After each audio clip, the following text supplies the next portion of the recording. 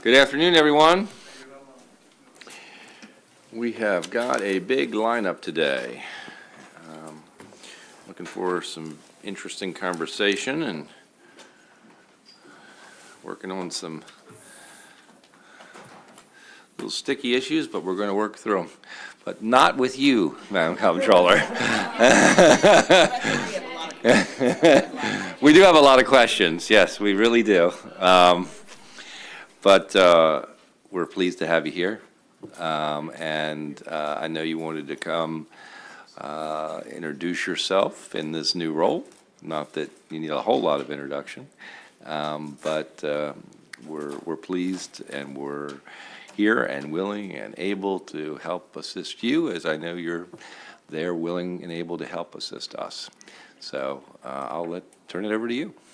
Well, thank you so much, Mr. Chair, Mr. Vice Chair, members of the committee. It's wonderful to be here, and I just really appreciate you taking some time to let me come in and just talk a little bit about sort of the state of the agency and where we are. And I want to start with what you just started with, Mr. Chairman, which is that first and foremost, we're really excited to partner with all of you and with the General Assembly to really forge a new path forward.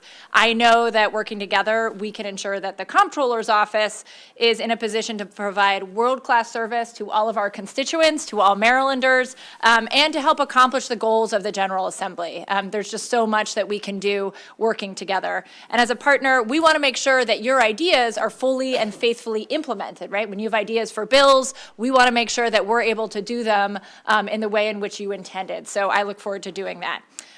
So just a quick overview of the Comptroller's Office.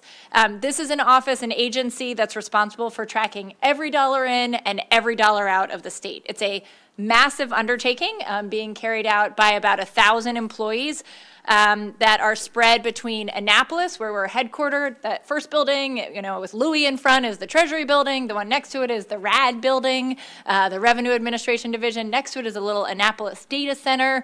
I didn't know any of these things existed until 4 weeks ago. And then we have an office in Baltimore. We'll be moving from State Center downtown to 7 St. Paul Street by the end of this year. Then there are 11 offices also around the state that do taxpayer services. It's been an honor to really begin to get to know the members of the Comptroller's team. I've held breakfasts in Baltimore and Annapolis so that people can come meet and talk with me. And they seem really excited, I will say, about what's to come. So the Comptroller's Office plays a key role in providing oversight and accountability in state spending, as you know. We process every payment. 92% of the proper invoices go out. Payments go out within 5 days of receipt, and usually within 48 hours. We are the general accounting division of the state. We process over 3.3 million tax returns every year.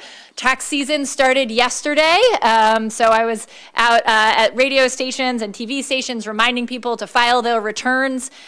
We got how many in yesterday? 50,000? 57,000. 57,000 returns filed yesterday.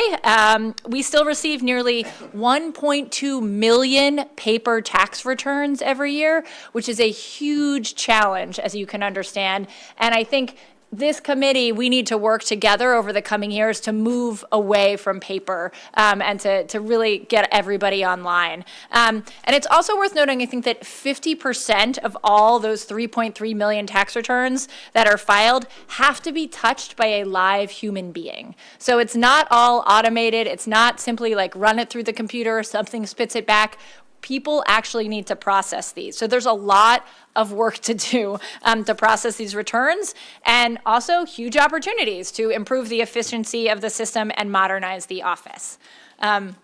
So what I want to talk to today are sort of some of the priorities and opportunities that I think we have in the office. And those three really are: 1, improving the employee experience; 2, modernizing the office; and 3, reimagining the impact that the office can have.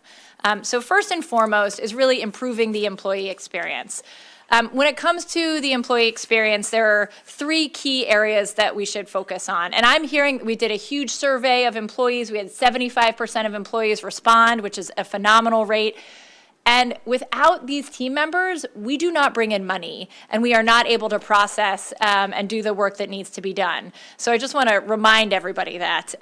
So the three key focus areas are compensation, training and support, and the physical environment, the actual infrastructure where we work. We're a customer service agency. We want to serve your constituents and provide world-class service to them. And this agency is really unique in state government in that many of the positions require truly specialized skills with specific expertise and knowledge that's not easy or quick to replace.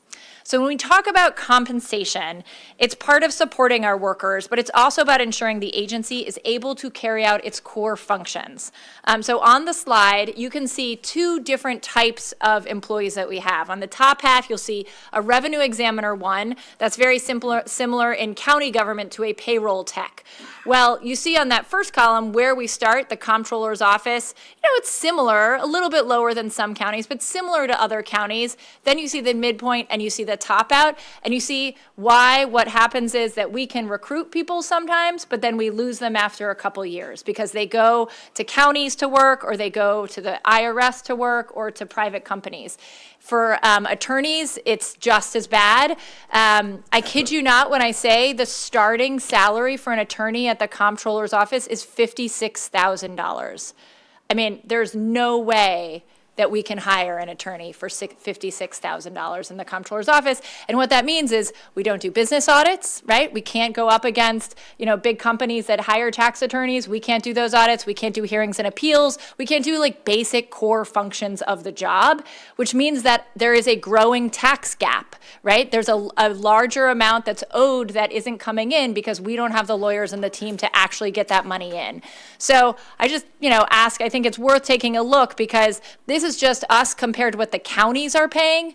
The IRS is going to hire 85,000 new employees over the next few years. So we are also going to be competing even more with the IRS. So I just think it's really important to remember that we are up against agencies in the federal and county governments, as well as the private sector, who we're competing against, and we are not keeping up. And so we cannot hire people, and we cannot keep them. And that means we don't bring in money. So there are two other areas that I think are really worth highlighting, and that includes increasing our training and support. So one of the big things that agency staff, that AFSCME and others have talked to us about is that their team members, they want to be trained. They want to learn how taxes work more. They want management training, leadership training, and that's how we can keep people invested and help them do even better at their jobs. So that's something that we're going to be focusing on a lot too. We've hired a chief equity and transformation officer who's going to help oversee that work. And then finally, we want to make sure that people are working in environments that are professional and that are well suited to them. The Treasury building is slated to be renovated in several years. The Baltimore office is moving to 7 St. Paul Street, but the RAD building, which is between the Senate office building and the Treasury building, that building there's no plan for. And we have people working in the attic in a space that is not suitable for humans. We have people working in basements. The bathrooms in both the Treasury and the RAD building are original to the buildings. And there's just huge challenges that we face in terms of the physical structure where people are working. And so we need to work with you all to make sure that we can provide an environment that's safe and that people are excited to go work in. This is part of recruiting and keeping talented people. So I'm excited to work with all of you on that. The next opportunity is modernizing the office. So Ludwig Goldstein used to brag that he brought the comptroller's office from pencil and paper to the mainframe. Well, now it is time to take the comptroller's office from the mainframe to the cloud. And we are going to do it with your help. So we have some of the oldest IT systems in the nation right now, which means we have an unbelievable opportunity in front of us to modernize the office and improve our constituents' experience and your experience. So on the slide, there's actually two different systems. So one, if you look on the upper left-hand side, you'll see a green DOS screen. That is a literal screen that revenue examiners are looking at right now as they are processing people's returns. Our integrated tax system is called SMART. That's what it looks like. The bottom slide, or the bottom part of that, is a new tax system coming in called Revenue Premier. We just call it Compass for short. That's what everyone refers to it as the Compass project. But as you can see, it's what a normal computer screen would look like. It's updated, it's in the cloud. So that's one huge IT project we're working on.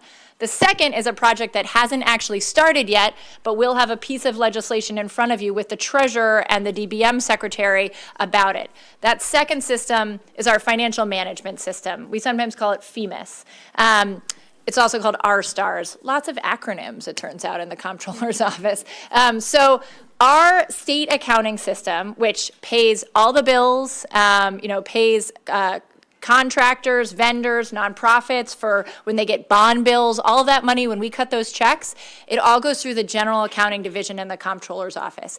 And our accounting division is the oldest, our system is the oldest in the nation right now. You look so surprised. So that system we are working to update, and we are working together in concert with DBM and the Treasurer's Office. It will be a very long and huge process, but it's something that we absolutely have to undertake so that we can pay people promptly and accurately, and so that we can realize savings. Because we're on a mainframe right now, and when we move to the cloud, we will actually realize huge efficiencies and savings over the long term in our budget. So I also want to just emphasize one other thing, and that's just bringing some context to this. So last year, taxpayer services took in 179,269 emails, 637,000 calls, including 45,000 in Spanish, and had 33,000 walk-ins just last year. So much of that could be reduced if we had better online systems so that people could help themselves online. And that's part of what we want to do and part of the efficiencies we're seeking. So that's why we have to update the website as well with necessary information, creating a better experience for everybody. To help us modernize, you probably didn't see, but you can take a look. Just yesterday, we posted a job description for a CIO, Chief Information Officer. There is not one in the office right now, so we are looking to have a CIO. The first contract that I signed in my tenure was to do a security assessment of the entire audience, of the entire agency, so that we could make sure that we're securing the agency as well. So really excited about the work that we can do. And finally, four areas that I won't have time to go in depth into today, but this is our final slide on the other opportunity, and that's really reimagining our impact. Of course, you know the Board of Public Works oversees an average of $400 million in contracts every 2 weeks. It used to be that $200,000 threshold was only a handful of contracts, but now it's nearly every one. We are having a new BPW director coming in, Jasmine Clemens from Johnny O's office. Really excited about her. Fully committed to meeting and exceeding our MBE and sustainability goals, and we want to identify statutory and regulatory barriers to those goals and work with all of you, right? If it's a statutory goal, we want to remove it. If it's regulatory, then the BPW can go through the regulatory process to remove it, and work with agencies to make necessary changes. Second, my first day in office, I had my very first pension system meeting. I'm the vice chair of the pension board now, and look forward to working to implement all of the bills that the Joint Committee on Pensions passed last year, working with Treasurer Davis, other members of the board, our partners in labor and elsewhere, and the public to ensure our investment strategy is producing the highest returns for our state workers. Third, I look forward to reimagining how we do public engagement. So that means working with your constituents and all of you to make sure that your constituents, whether they're businesses, nonprofits, individuals, families, have the support that they need. Eva Lewis will be running our public engagement team, and we'll be reaching out through our government affairs team in the coming months. And then finally, we are focusing on closing the tax gap. That is the amount that is owed versus what is paid. And as you know, the tax gap, there are so many, frankly, they're just scofflaws who do not want to pay their taxes, whether that's they own 10 Airbnbs in Ocean City and are hiding them in an LLC. We have to go out and find them. High wealth individuals who have creative ways, and we haven't been able to go after them. That is something that we are going to make sure that we're focusing on. So there's so much that we can do. My final slide is just to introduce you to my team. I'm really excited to have some of them here with me today. We have converted several Chief of Staff PINs to Deputy Comptrollers to create more efficiency and to provide clear lines of decision-making and responsibility. So we want everybody to be held accountable to make sure that we're doing the work that needs to get done.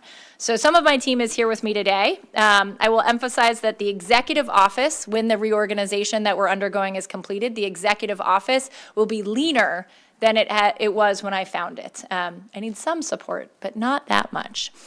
So we are going to make sure that we're operating with a public focus. Rihanna Matthews-Brown, sitting next to me, is our new Chief of Staff. Many of you know Andy Schaffel. He's been with the Comptroller for many years. He's now our Chief Deputy Comptroller and will oversee many of the operations divisions. Dr. Valerie Sanders is going to be our Deputy Comptroller of Communications and Public Engagement. Rachel Sessa is our Deputy Comptroller of Law and Compliance. Ben Siegel is our Deputy Comptroller of Policy, Public Works, and Investment. And Kay Bagas de Bruin is our Chief Equity and Transformation Officer.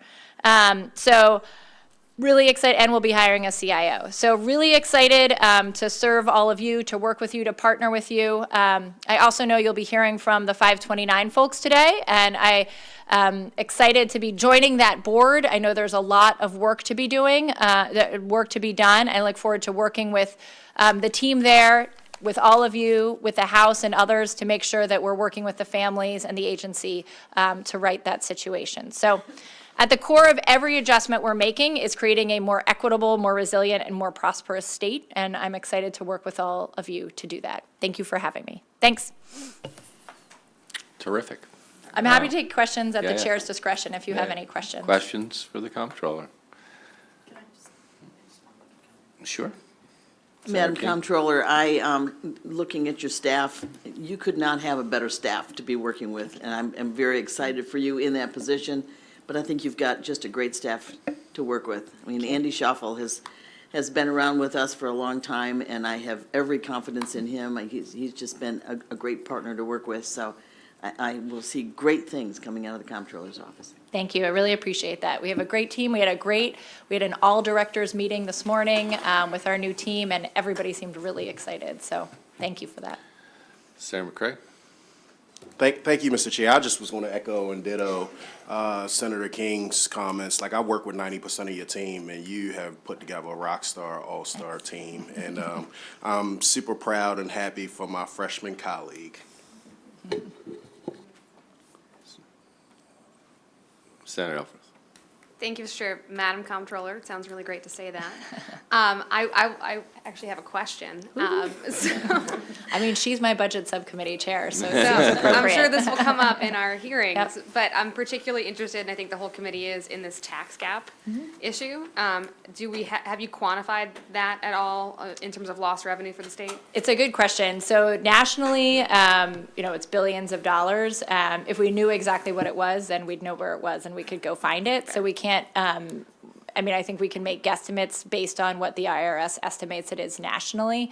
But I'm excited to talk with you. I think one of the things that Andy and I have been focusing on is there's a lot of new technology out there that's available to sort of figure out how to aggregate data on whether it's Airbnb or Etsy and find where people are sort of hiding their money. And then we can take that data and compare what people have reported versus what publicly versus what we are being paid.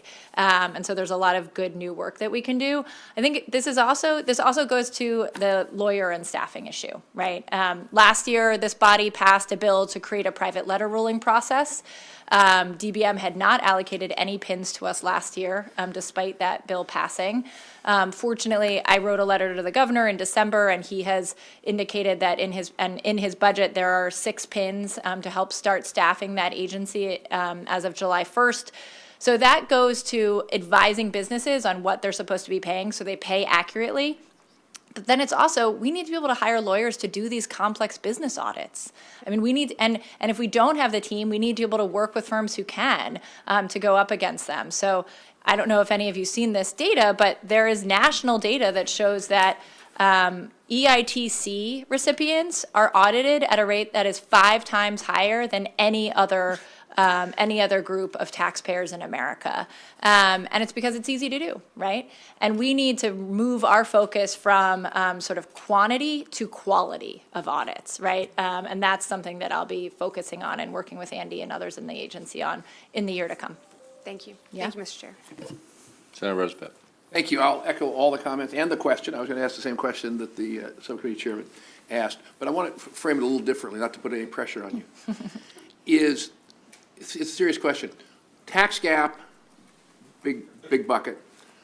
Staffing, technology, big bucket. What is your timeline thinking in terms of coming up with estimates and options for plans? Is this something you expect to come back to us with during this session, or something you expect to do over the next year and come back to the next session?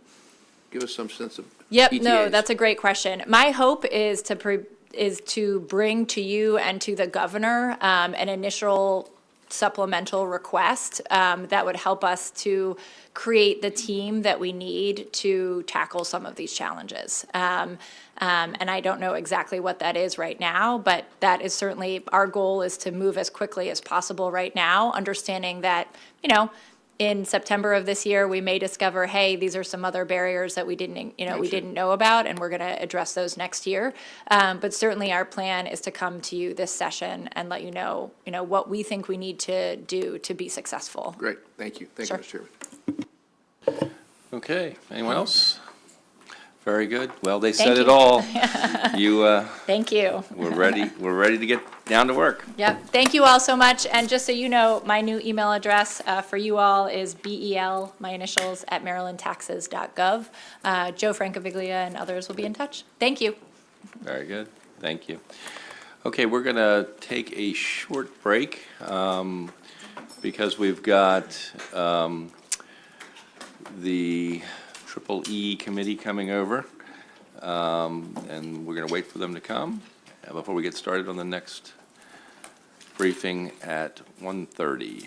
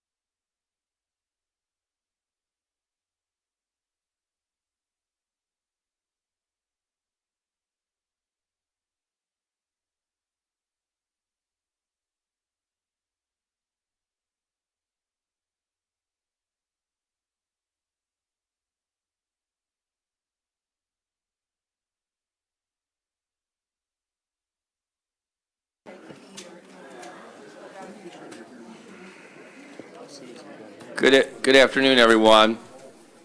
Let's get started. I'm pleased to welcome over our colleagues from the E Committee and their chairman, Brian Feldman. Just as a quick opening, I don't think there's anybody in Maryland who hasn't heard a little bit about this story. It's been on the airwaves. There's been a lot of discussion. The House has had a hearing. This is our briefing on it, and we want to try to get down to what has happened, why it happened, and make sure that it doesn't happen again. And we want to know all of that. And we're interested in here. We have two panels today, one with the leadership from Maryland 529, and one we have a consumer panel of a couple people who are going to give us some information also. So with that, Mr. Chairman, if you have any comments. Yes, the only thing I would add, clearly an important issue, as emphasized by the fact that we've got representation from our Senate President's Office, Ross Seidman I saw here in the House. I spotted Eric Lukey here on behalf of the Moore administration. And I want to thank the Budget and Taxation Committee for inviting us to be part of this, again, very important briefing. So thank you, Mr. Chair. Okay, with that, we'll get started.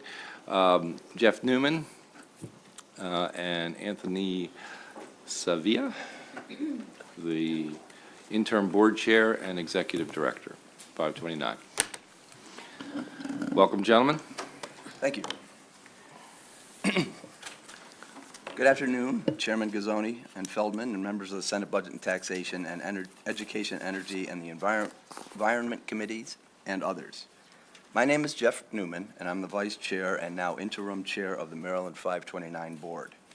I serve on the board through my position as Assistant Secretary for Finance and Administration and designee for the Maryland Higher Education Commission. On behalf of the board, we'd like to thank you for convening this briefing to provide members of the committees and others an update on the Maryland Prepaid College Trust and earnings calculation formula. Today's focus is to eliminate any confusion that has occurred in the past regarding the earnings calculation and, perhaps more importantly, account holders' ability to use their prepaid college trust benefits to pay for beneficiaries' college expenses. I want to begin by saying that the board is at a point where it is confident that the calculation issue has been resolved and information statements are being sent to account holders and payouts are beginning for the correct earnings calculation very soon. Maryland 529, you may be familiar, but Maryland 529 manages two savings plans.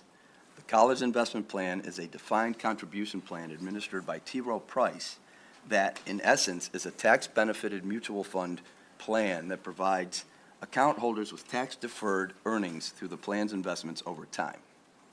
In this instance, there has been no impact on the college investment plan. The second plan, the Prepaid College Trust, is a defined benefit plan that provides account holders with contracts that allow them to purchase a certain number of years or semesters of college at today's tuition and fee rates that will then pay for their beneficiaries' college tuition and fees in the future. The issue that we're discussing today rests solely in the Prepaid College Trust. Prior to 2021, the Maryland Prepaid College Trust was administered by the Maryland 529 agency using an old record-keeping software system known as Banner, which was quickly becoming obsolete and unsupported and facing the end of its life cycle. When the prior service provider to Banner made the decision to no longer provide support to the system, Maryland 529 first tried to procure a new in-house software system, but that effort ultimately failed. Therefore, Maryland 529 procured an outside program manager, Intuition College Savings Solutions, to move the administration of the Prepaid College Trust out of the agency and for Intuition to take over the operations by implementing a new modern system. In 2020 to 2021, during the COVID pandemic, Intuition and the agency transformed the Prepaid College Trust, transitioning from the now unserviceable record-keeping system to a modern state-of-the-art web platform launched in November 2021. As a result of the transition, critical audit findings from prior audits of the legislative audits were addressed. Over the years, the Maryland 529 Board has exercised its fiduciary responsibility and managed the trust to meet its contractual obligations to pay future tuition and fees for account beneficiaries when they matriculate. This is not a simple process and involves adopting complex actuarial assumptions to establish annual contract prices. Two key components of the actuarial analysis are investment earnings and changes to tuition and fees, annual changes to tuition and fees. Each contract is designed to cover tuition and fees for time periods for as long as up to 22 years after the account has been established, 18 years toward matriculation, and then the 4 years through college. Over the years of managing the trust accumulated a surplus of funds. This was mostly because the state had controlled annual tuition and fee increases at the public colleges and universities from 0 to 2% for several years. In considering this surplus that accumulated, the board began discussing how these extra trust earnings could be shared with the account holders. It was thought that since the trust was financially overfunded, funds could be provided back to the account holders, and this is what led to this earnings calculation issue today. I want to be clear about two things. First, the contracts that account holders currently hold are sound, and Maryland 529 has not frozen the tuition and fee benefits. Account holders are able to take distributions for tuition and fees for their beneficiaries and pay those proceeds toward their college expenses. Those proceeds have not been frozen. What is at issue is the calculation of the earnings that the board would like to provide back to the account holders, potentially over and above what the contracts they hold were designed to pay out, depending upon tuition prices when the beneficiary matriculates. However, as part of this transition, a calculation issue affecting the earnings rate on accounts was discovered by the agency. When the calculation issue was discovered, the executive director that we had at the time discussed the issue with the board and said that she was working to correct the issue with our new administrator in tuition. The board interpretation was that she would successfully be able to rectify this issue at that time. That was not the case. As time progressed, the executive director notified the board that the issue was more complex than she had anticipated and that it was taking longer to resolve the problem. Within that time period, the executive director resigned, and the board had to reach out to the Maryland former deputy treasurer to come in as interim executive director and continue to assist the board with resolving this issue. At that time, both the interim executive director and the Maryland 529's auditing firm informed the board that the calculation issue was very complex. The board then worked with the Attorney General's office to hire an outside law firm who specializes in bank financial resolutions to assist us in resolving this calculation problem. This process, and especially the amount of time it has taken, has been a serious setback for the agency, and we acknowledge that. Exacerbating this issue has been the communication that has not occurred in the manner that we would like. The misinformation that has also arisen from this issue has caused a high level of concern and uncertainty on behalf of the prepaid trust account holders. However, as I said in the beginning, the board is at a point where we are confident that the calculation issue has been resolved and communications to the affected account holders has begun, and we anticipate starting to pay out the correct earnings amounts very soon. I would like to turn it over to our current executive director, Anthony Savia, to provide more details. Excuse me. Good afternoon, Chairman Gazzoni and Feldman, and members of the Senate Budget and Taxation and Education, Energy, and the Environment Committees. My name is Anthony Savia, and I am the Executive Director of Maryland 529. Thank you for the opportunity to provide members of this committee and others with an update on the Maryland Prepaid College Trust and Earnings Calculation Formula. Before I provide the update, I would like to echo the comments from our interim board chair, that the members of our board and the Maryland 529 staff understand the gravity of this issue and the urgency we feel in resolving it. Resolving this issue has taken much longer than anticipated, and we are still working to review every account impacted. This process involves confidential information of the account holders, complex calculations, and the production of accurate account reports.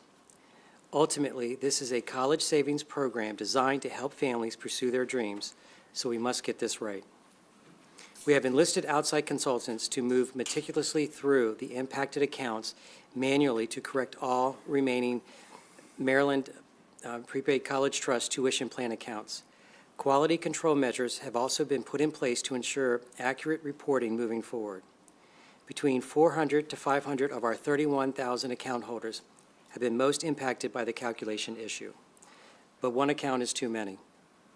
With the help of our program manager, Intuition, we are also doubling our efforts to respond to questions and concerns from our account holders and increasing our direct communications with them now and moving forward. Here is where we are currently. No account holders have lost funds. I want to reemphasize to our account holders that the MPCT tuition plan benefits have always been and remain available for payment. Tuition benefits were never frozen, and account holders continue to have access to their principal contributions. The primary benefit that the prepaid college trust was designed to provide, which is tuition, has not been materially impacted. Tuition payments are continually to be dispersed. In the fall of 2022, Intuition paid out $18.2 million in tuition payments and are scheduled to release over $13 million in tuition payments over the next week. The calculation issue that brings us here today only affects the prepaid college trust plan, not the traditional 529 investment plan. How did we get here? The prepaid college trust calculation issue relates to the change in terms or contractual amendment of the prepaid trust disclosure statements made by the board in June of 2021. The issue only relates to two calculations: calculations for rollover and refund amounts, which are typically used for private schools and out-of-state schools, and calculation of the minimum benefit value. The calculation error occurred while Maryland 529 was in the process of distributing additional attributable earnings back to MPCT plan account holders. The additional earnings were a result of an increase to the percentage of attributable earnings that became effective November 1, 2021. The calculation that was used to give the earnings back to account holders was inaccurately reported to them and has been corrected. Again, we have resolved the calculation issue, and correct earnings are now being reported to our account holders in the manual reports. We have received requests for account support forms for approximately 500 MPCT plan accounts. We are conducting final checks and sending MPCT tuition plan manual review reports to the individual prepaid trust account holders with an explanation of their individual report. To date, 418 MPC plan accounts have been manually reviewed. We believe one of the issues that has caused confusion is the fact that as account holders review these manual reports, they may not have realized the rollover and refund calculations have been amended. Account holders saw incorrectly inflated values from the portals and year-end statements. In total, incorrect values were shown for approximately 4 to 6 months between November 2021 and April 2022. In addition to correcting the calculation issue, our agency needs to carefully explain to our account holders that there was in fact an error and not an accurate calculation shown during that time. In banking, this is equivalent to when you open your checking account today and it says you have $100,000 in your checking account instead of the $5,000 you really have. The $95,000 is not an accurate calculation, and while it would be great to have, it's not an accurate accounting of how much money you actually have in your checking account. That example is oversimplifying a very complex matter, but is designed to explain the issue and why each and every account holder who submitted a request support form case is being viewed independently. Each account holder has a different and unique set of facts. This is why it has taken time to resolve. But as I stated earlier, we need to take time to get this right. The Maryland 529 program is an essential part of the state's goal to assist our families and students in pursuing their dreams of higher learning through savings for college, apprenticeship, or trade school, and limit the accumulation of debt. Therefore, again, we apologize for the stress that the temporary reporting of the incorrect calculations has caused. We will resolve this issue and continue our commitment to helping make earnings a college education and affordable and achievable. As the new executive director of Maryland 529, challenges like these often bring with them opportunity to learn as an agency, and I'm excited about the opportunity to lead this agency forward. Here are just a few lessons learned. One, we must improve communication in defining our programs, and that work includes improving account holder communications. I must also bring to your attention that the agency has grown to over 270,000 account holders with over $9 billion in assets, yet our infrastructure has not kept pace with that growth. Therefore, our board and I will be reviewing other 529 programs to explore best practices to ensure we have the strong infrastructure needed to meet the needs of our account holders. I would like to end by thanking my staff for their dedication to resolving this issue and staying laser-focused on our mission to help families give their children the freedom to pursue their dreams. Thank you again for this opportunity to provide this update, and we're ready to answer any questions you may have. Thank you for your presentation. I'll start it off. I want to focus in on two things, but related to the same issue, and that is, what does the law say, and what did the contract say about additional earnings? What's the responsibility of the trust to the holders? This may sound a little bit legalese, but the law requires the board to pay the benefits provided for in the Maryland Prepaid College Trust Disclosure Statement, in accordance with the duties outlined in the Annotated Code of Maryland and the provisions of Section 529 of the Internal Revenue Code. And I have them here about this thick. But it empowers the board to assure that the decisions we make with respect to how we handle trust, the corpus of the trust, we are fiduciarily responsible for that. And that includes, and that encompasses ensuring that we can honor the contract obligations of each of our account holders, which is to pay tuition and fees when their beneficiary matriculates.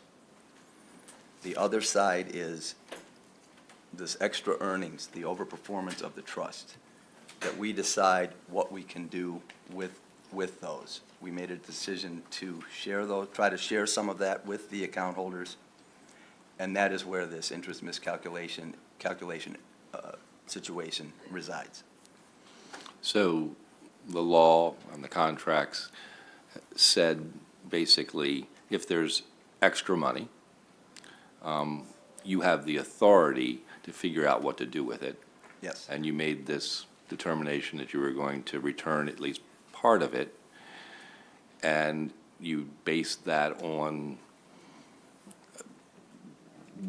I guess, what was put in by the various individuals, right? Correct. And where Yep. they were in the process. Where they are, yep. Right.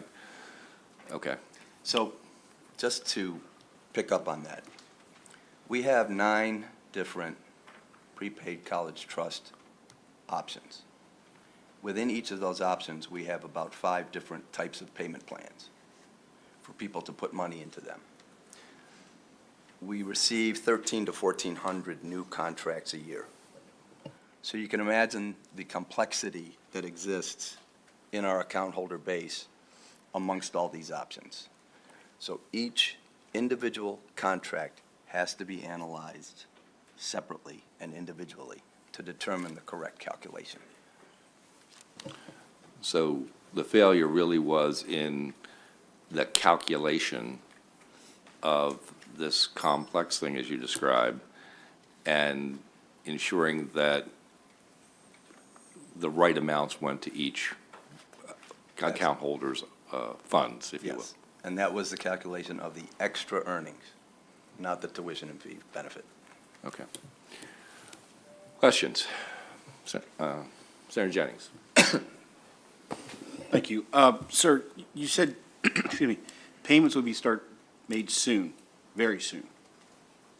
Do you have a date? So, right now, first off, to clarify, the tuition payments are being paid out. That hasn't stopped. So it's, when we talk about being paid soon, it is the earnings component that's being paid out.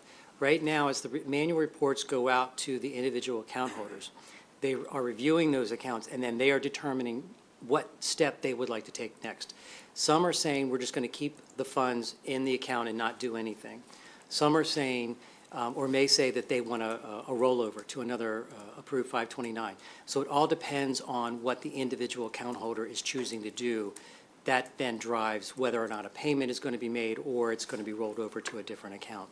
Okay, but payments are being made to the school, so no That is school's calling correct. parents saying, hey, we haven't received money yet for your child. Tuition and fees have and never have stopped been paid, and those continue to be paid.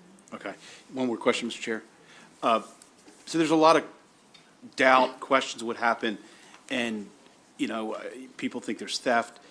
Are you going to go back to, I guess, when this started and show on a month by month, where you can provide the account holders to say, this is what we showed, but this is what it really was, so that Yes. they can understand that here was the interest issue, Yes. the calculation, and demonstrate that for them? And that's exactly what the manual report shows them. It actually starts from the day of inception when they open their account and maps out everything, all transactions from that first day on to current period.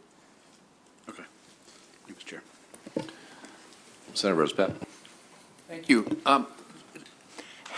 Right now, how many accounts are affected? We have 31,000 account holders. However, not all those accounts are affected. The ones that are most immediately affected are those people who have students in college and need to pay tuition and fees.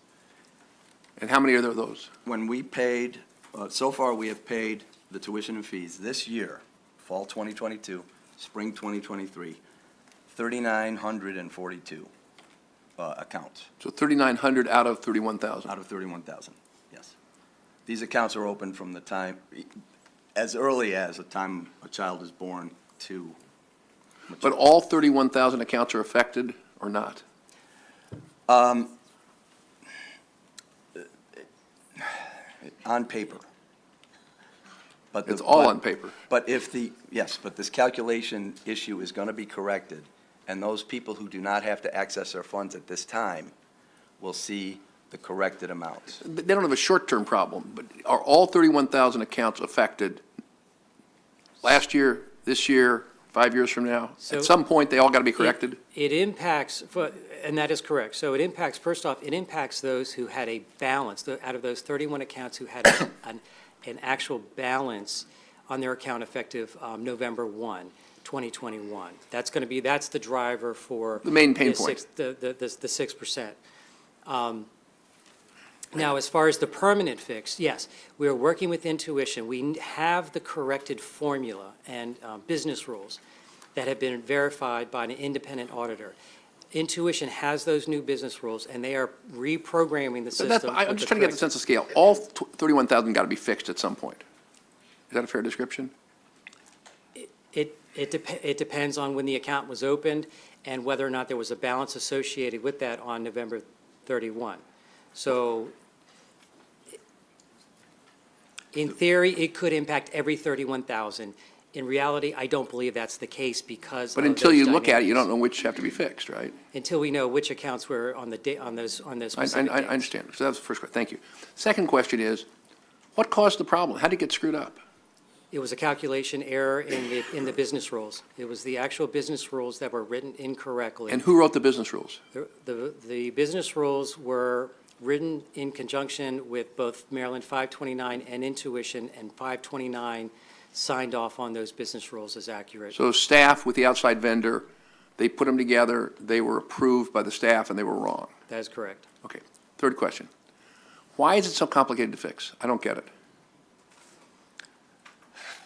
Well, this manual calculation has about 30 pages of Excel instructions to get to the correct amount because of the complex nature of the contracts that we have with the prepaid college trust. Once again, 9 different types of accounts, 5 different payment plans, 1,300 to 1,400 new accounts per year has raised the complexity of this issue. So each individual account needs to be calculated individually. By hand? At this point in time, Yes. that's a manual calculation. That's correct. And the original ones were manual, or the original ones were digital? Which original ones? The original calculations, the wrong calculations, were they done by hand on 31,000 accounts, or were they done by a program on 31,000 accounts? That was in the program. Program. And of the you found that it's not possible to fix the program, to automate the corrections. We can fix the program. We believe at this point in time we can fix the program. But because of the complexities, we have a 750-person CPA firm manually calculating it right now to make sure we have the correct formula to use in making the calculation. And when do you expect they'll be completed with their work? So they have the updated formula right now. They are reviewing it, and they are going to give us an estimate timeframe of when it would be programmed as well as testing. And then once we have that, I'm happy to share that with this committee. We'd really appreciate it. Do you expect that to be weeks, months, years, decades? What do you I think? have months. I see months. Okay, thank you. Thank you, Mr. Chairman. However, the manual calculations are going to continue. Right. I understand. Okay. Senator Elfreth. Thank you, Mr. Chair. Tony, I want to thank you for taking the time to speak with me and the chair right before Christmas and clarify. I think we were on the phone for 47 minutes on my way to see family for Christmas, and I got a better understanding of the problem, certainly not an expert on it. But I really want to focus in on the board here, because I think this is an issue of accountability, and I think that's what's frustrating many Maryland families here is things break, there are human error, but at the same time, this is precisely why we have a board, to ensure that there is accurate oversight. So just a couple questions, Mr. Chair, about the board.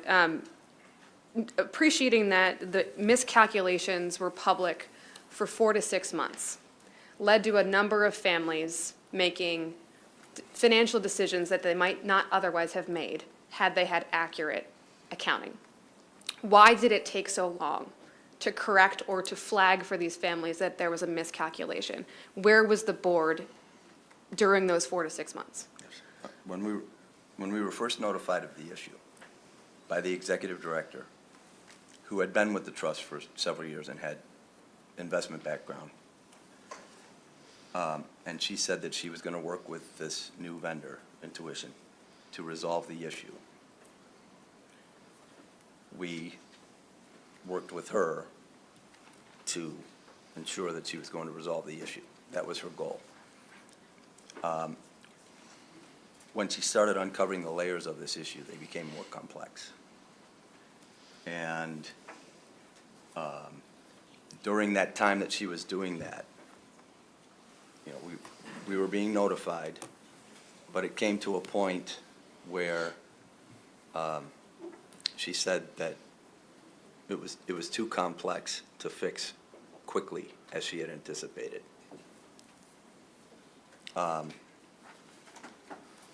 As time progressed, she resigned. We immediately called the former Maryland State Deputy Treasurer, who had been involved with the board for years through the State Treasurer, who was chair of the board. And she came in and worked as interim secretary to continue to dig into this issue and work with not only the vendor, but the Maryland 529 auditors, who also ran reviews of the records and determined that the calculation issue was, the calculation was incorrect, but even a little too well, there were 2 issues there. The complexity of the issue, but also there are auditors, so we felt that we could not have them actually do the calculations in the accounts when there are auditors. We talked to the Attorney General's office they hired a national firm with expertise in banking resolutions, forensics, these types of issues.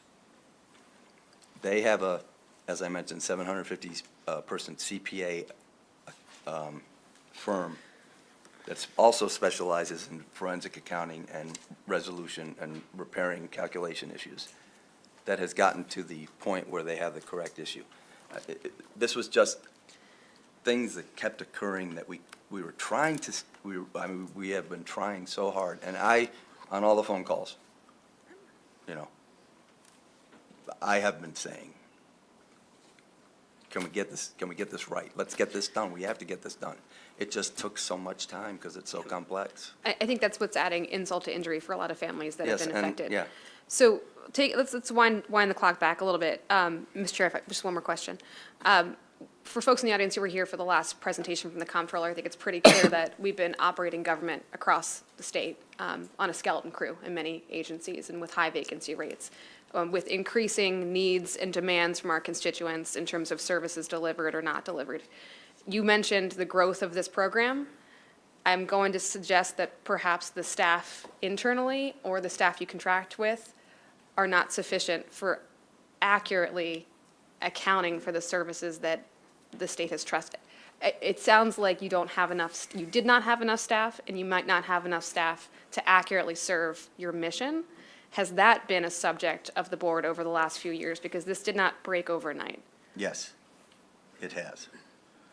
The big numbers that Tony mentioned included the investment plan, which is, that's a very, very large plan, right, managed by T. Rowe Price. But still, I mean, our prepaid college trust is quite large as well. That was one of the reasons that we sought through the state procurement process, a competitive bid for a legitimate contractor to administer this program for us. And Intuition College Savings, is a firm that runs programs for several states. And, their bid was strong, and we decided to use them as our provider. Thank you. Thank you, Mr. Chair. Senator, I think, Washington? Thank you, Mr. Chair, and thank you both for coming here today to help us on behalf of the people who are in the audience and the other 28,000, 29,000 account holders. Thank you for coming here and answering questions and helping us resolve this. You characterize the situation that we're in as the result of some confusion and misinformation.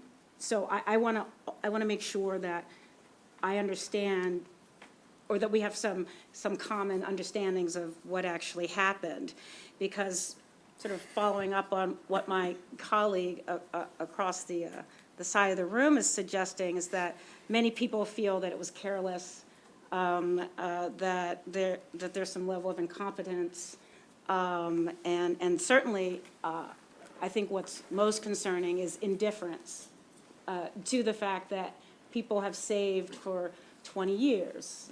People had made plans. You made a comment that I could look in my bank account and, I put in 5,000 and I saw that there was 100,000.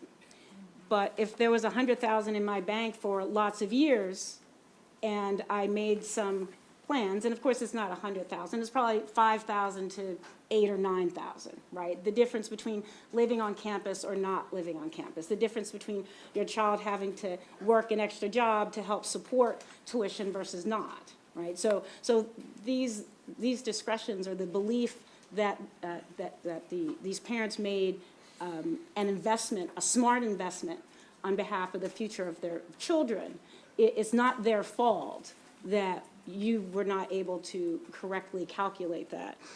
So I just want to make sure that that's there. And also, I am struck by still what we don't know. So I want to ask a couple questions. They're coming. Can you tell me something about how long has a third-party contractor been operating the investment plan as well as the prepaid college trust? When did that start? How long did that happen? Intuition, our program manager, started November 2021. They're the third-party vendor managing Okay. the trust. So prior to 2021, all of the management occurred in-house by 529, Maryland 529 staff? Yes. Okay.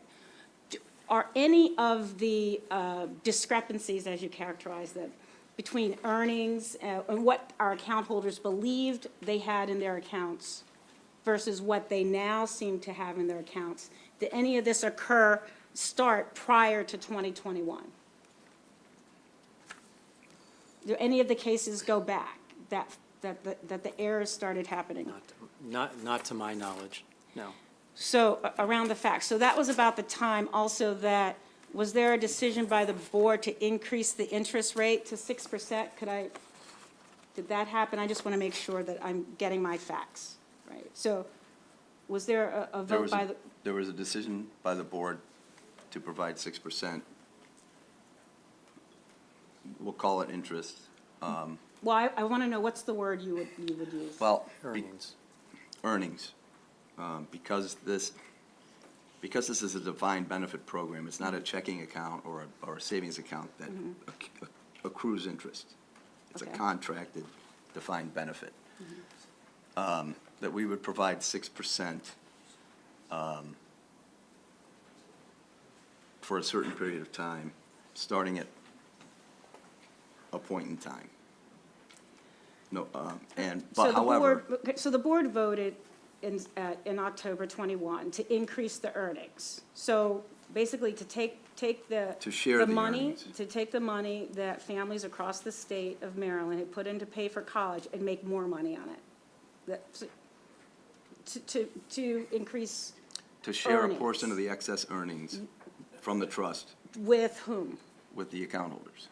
And are all account holders parents or people who are going to use the funds for college tuition and related expenses? Or are there accounts that, I guess I'll leave it there. The contract will pay tuition and fees. Excess earnings could be used for other qualified higher education expenses, such as room and board, books and supplies, that kind of thing. So for the account, and I'll have questions later, but I want, there's two. So you stated that you've paid tuition. Yes, Okay. So, for example, my son, we also have room and board. Has money been released to pay for room and board and other expenses? that's the earnings calculation that we've had with which we've had the issue. All right, so if I have to pay tuition. Contracts do not pay room and board. Understood. So I appreciate you treating this as people having to manage this. Yes, yes. This problem that you created. Okay, so we have paid tuition, right? Yes. But can I pay for the room and board for my child to be able to go to school? Because I believe that I had enough earnings to pay both tuition and room and board. Has that second portion been released? No, No. Okay, thank you for that. Yes. Straightforward answer. So my child goes to school in Ohio, so Yes. we've paid in-state tuitions. Have you released the payment for out-of-state as well? Yes. Yes, we Is have. that's, okay. Yes, tuition fees are being paid both in-state and out-of-state. Okay. And so our out-of-state students at the moment have their tuition paid, but they don't have a place to live. well, if I could, please, Great, thank you. the tuition and fee contracts are based on Maryland public colleges and universities. Account holders can take the weighted average tuition of the public colleges and universities and use them anywhere they like. But they will only get the benefit of the weighted average tuition and fees at Maryland public colleges and universities. So what difference does that make in the contracts? This is not a rhetorical Well- question, we're trying to get some facts. Well, the so that- estimated tuition for 4 years for the weighted average tuition is $42,430. So you made that, you injected that bit of information for a reason, and I'm trying to understand what the reason was. Well, then you have to look at the tuition and fees charged by the institution at which you're going to attend to see how much you have to, Oh, but what the remainder is. The question I asked was. I'm sorry. Yeah, the question I asked was, did you pay our parents whose children are in other, are in colleges and universities outside of Maryland, okay? They can pay their tuition, whatever that amount is, okay, weighted, et cetera. Yeah. Now, Yeah. are they able to draw down money for their child who's in school in Ohio to pay for room and board? No, Okay, thank you. Thank not you, from Mr. the, Chair. not from the prepaid college trust. Thank you, Mr. Yes, thank you. Questions are going to be, but can I just get one? You know, you mentioned earlier a communications problem is one of the issues, because this has gone on a long time. And as you're testifying, I see folks in the back, account holder families, like nodding their head negative, like, you know, shaking their head, I should say. So my concern would be, like, going forward, let's assume for the sake of argument, you get this all worked out, the major accounting firm, the formula, the program change, it's all, I'd really like to know is communications-wise moving forward, not backward, how are you going to satisfy the folks in the back and the thousands of account holders that, in fact, this has been resolved, the numbers are correct? Do you have a plan for that? Because until the folks who feel aggrieved feel that this has been solved, we're going to continue to have an issue here in the state. And so I really want to emphasize that point about communication moving forward, and what is the plan on that front?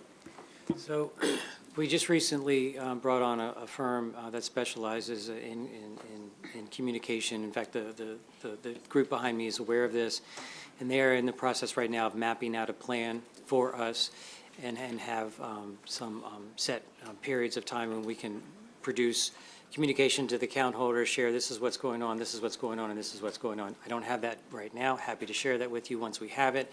It's one of the things that actually one of the account holders and we've been emailing each other, and one of the things that they've offered to help out. One of the things I have thought of that I need to go back to them is see if that's something they can help out with to make sure that we're answering their questions. So I'd like them actually involved in setting that plan so that we are actually addressing their questions, not just addressing what I think they need, what needs to be addressed. So that's my plan. Because I'm just going to reiterate, I think that may be the highest priority moving forward, is you've got the technical aspects, but the communication problems here were profound, and you know, I look forward to hearing more about that plan. Thank you, Mr. Chair. Senator Salling. Thank you, Mr. Chair. I'm just confused because what you're telling us here and the information that we're getting, my heart was racing like you wouldn't believe because of what I'm getting from my constituents. I have a constituent right now that has a first-year college student at the University of Maryland, and her account was frozen. And I heard this come out of your mouth saying the accounts weren't frozen. And I've heard, and I got testimony here, okay, that their accounts have been frozen. They're frozen. Again, I think every one of us are very, very, very confused. Why are they telling us that their accounts are frozen, but why are you telling us they're not?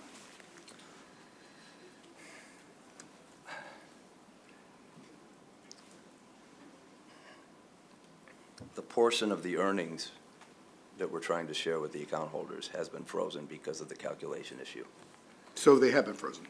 But that portion has. But as I mentioned earlier, we have paid out tuition and fees to 3,900 account holders in fall 2022 and spring 2023, over $32 million to pay for tuition and fees at the colleges and universities.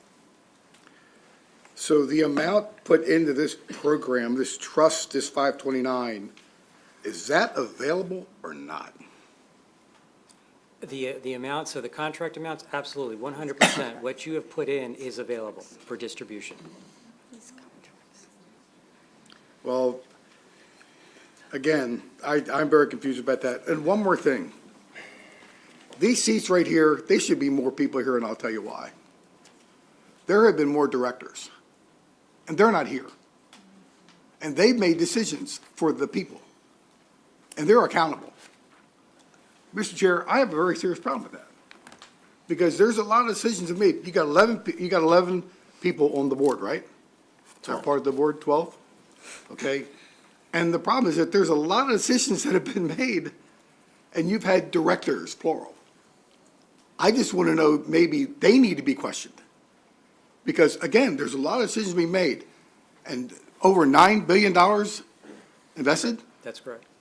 there's a lot of accountability there for over 31,000 accounts. And I think, Mr. Chair, we should get some answers from them, sir. Thank you. Thank you. Senator Young.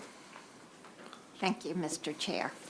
I'd like to ask you a question about the feasibility of an interim solution. You said it may take several months because these calculations are manual, or if eventually they're not manual, that's going to take a while. You know what the average balances are in this account, what the average interest rate has been over the period that the account has been in existence.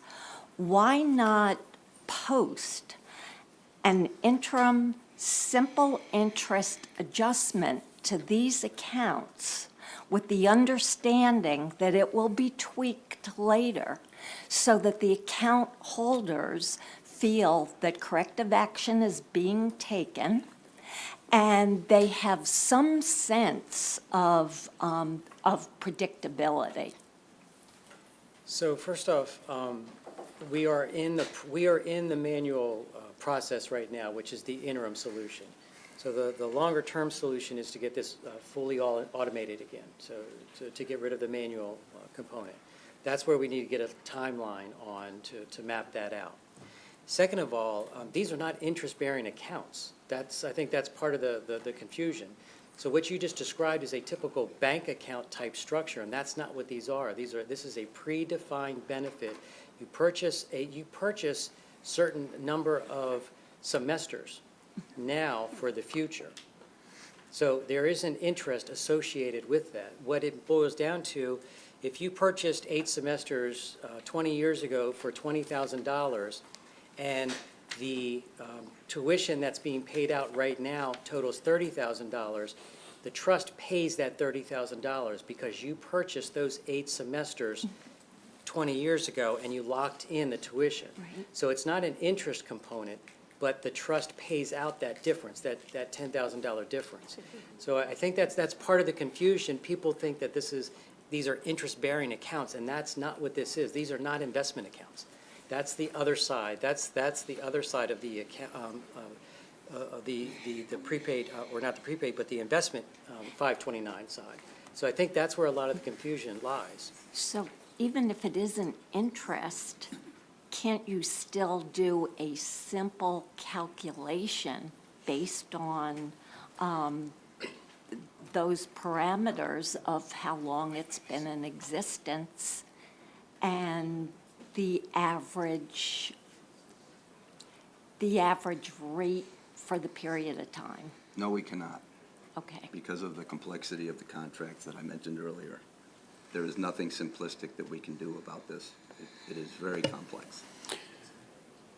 Your contract is different than my contract. You purchased on a certain date and the number of semesters, whether a 4-year institution or a 2-year institution. I have maybe purchased more semesters or less semesters for a different contract price based on, at a different time period. So all of these different, when you have 31,000 accounts, all of that needs to be taken into account when you're calculating the formula and the business rules. So that's what adds to the complexity of this. Thank you. Thank you. Thank you. So, real quickly, when you are doing these hand calculations now, as soon as you complete one, are you then releasing that person's resources? We're sending them the corrected calculation. The manual We're, report. we're communicating with them what the calculation shows. Okay, And then we're going from there, because there are different options. They can roll over the money, they can ask for a refund. so once they communicate back to you what their preference is, you will immediately send that out to them or put it wherever it needs to go? Exactly. That's Okay, correct. so that should be happening right now, is that correct? That is. So people are getting that now? Yes. Okay.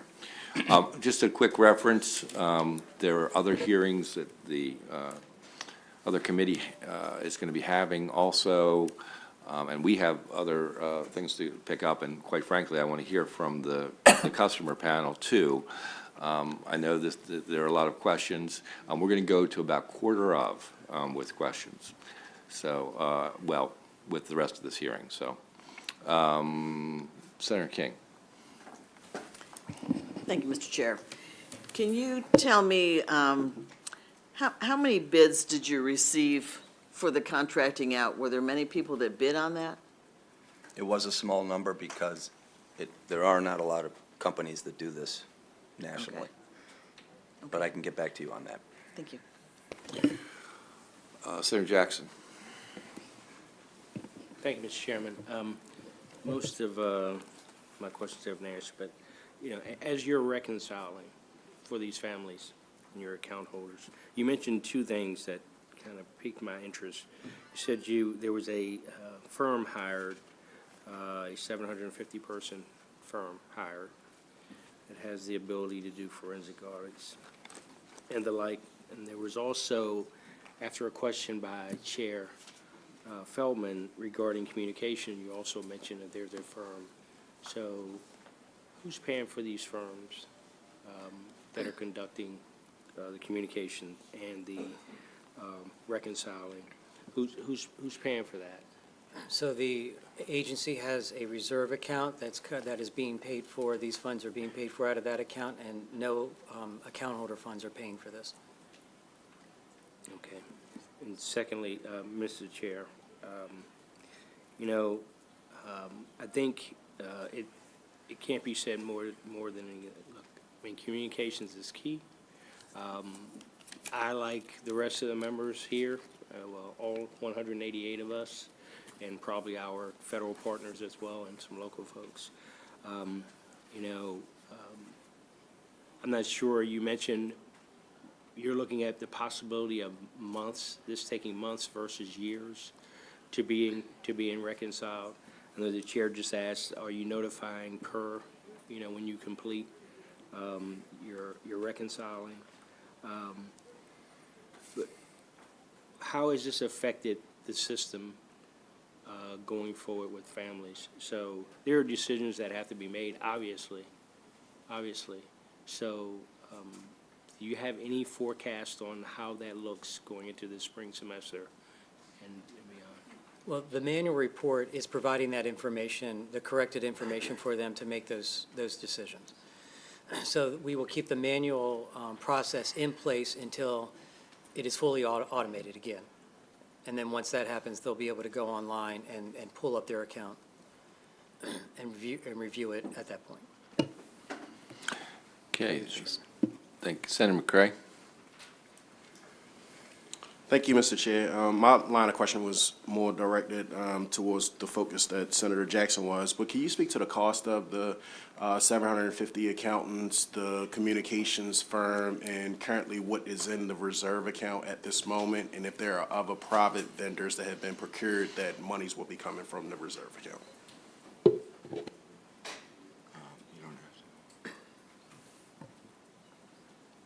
That is, I can gather all that information up and I can get that to the committee. Okay, thank you. Senator Brooks? Thanks, Chair. Question. You said one was the college investment plan. That was a defined contribution plan. And then the prepaid college trust was a defined contribution plan. Defined benefit. I'm sorry, defined benefit plan. Yeah, I stand corrected. I could see how the argument, the question that Senator Young asked would fall in that category because you're giving a certain percentage over a certain period of time. But under the defined contribution plan, I would think that would be a plan where you would invest a certain amount in that account, and then you should be able to calculate what those benefits are going to be because it's a contribution plan. Yes, and that plan has not been impacted by this. That has not been impacted? Okay, good. Now, question number two, then, you said the majority, well, all of the problems are with the defined benefit plan? Correct. Okay.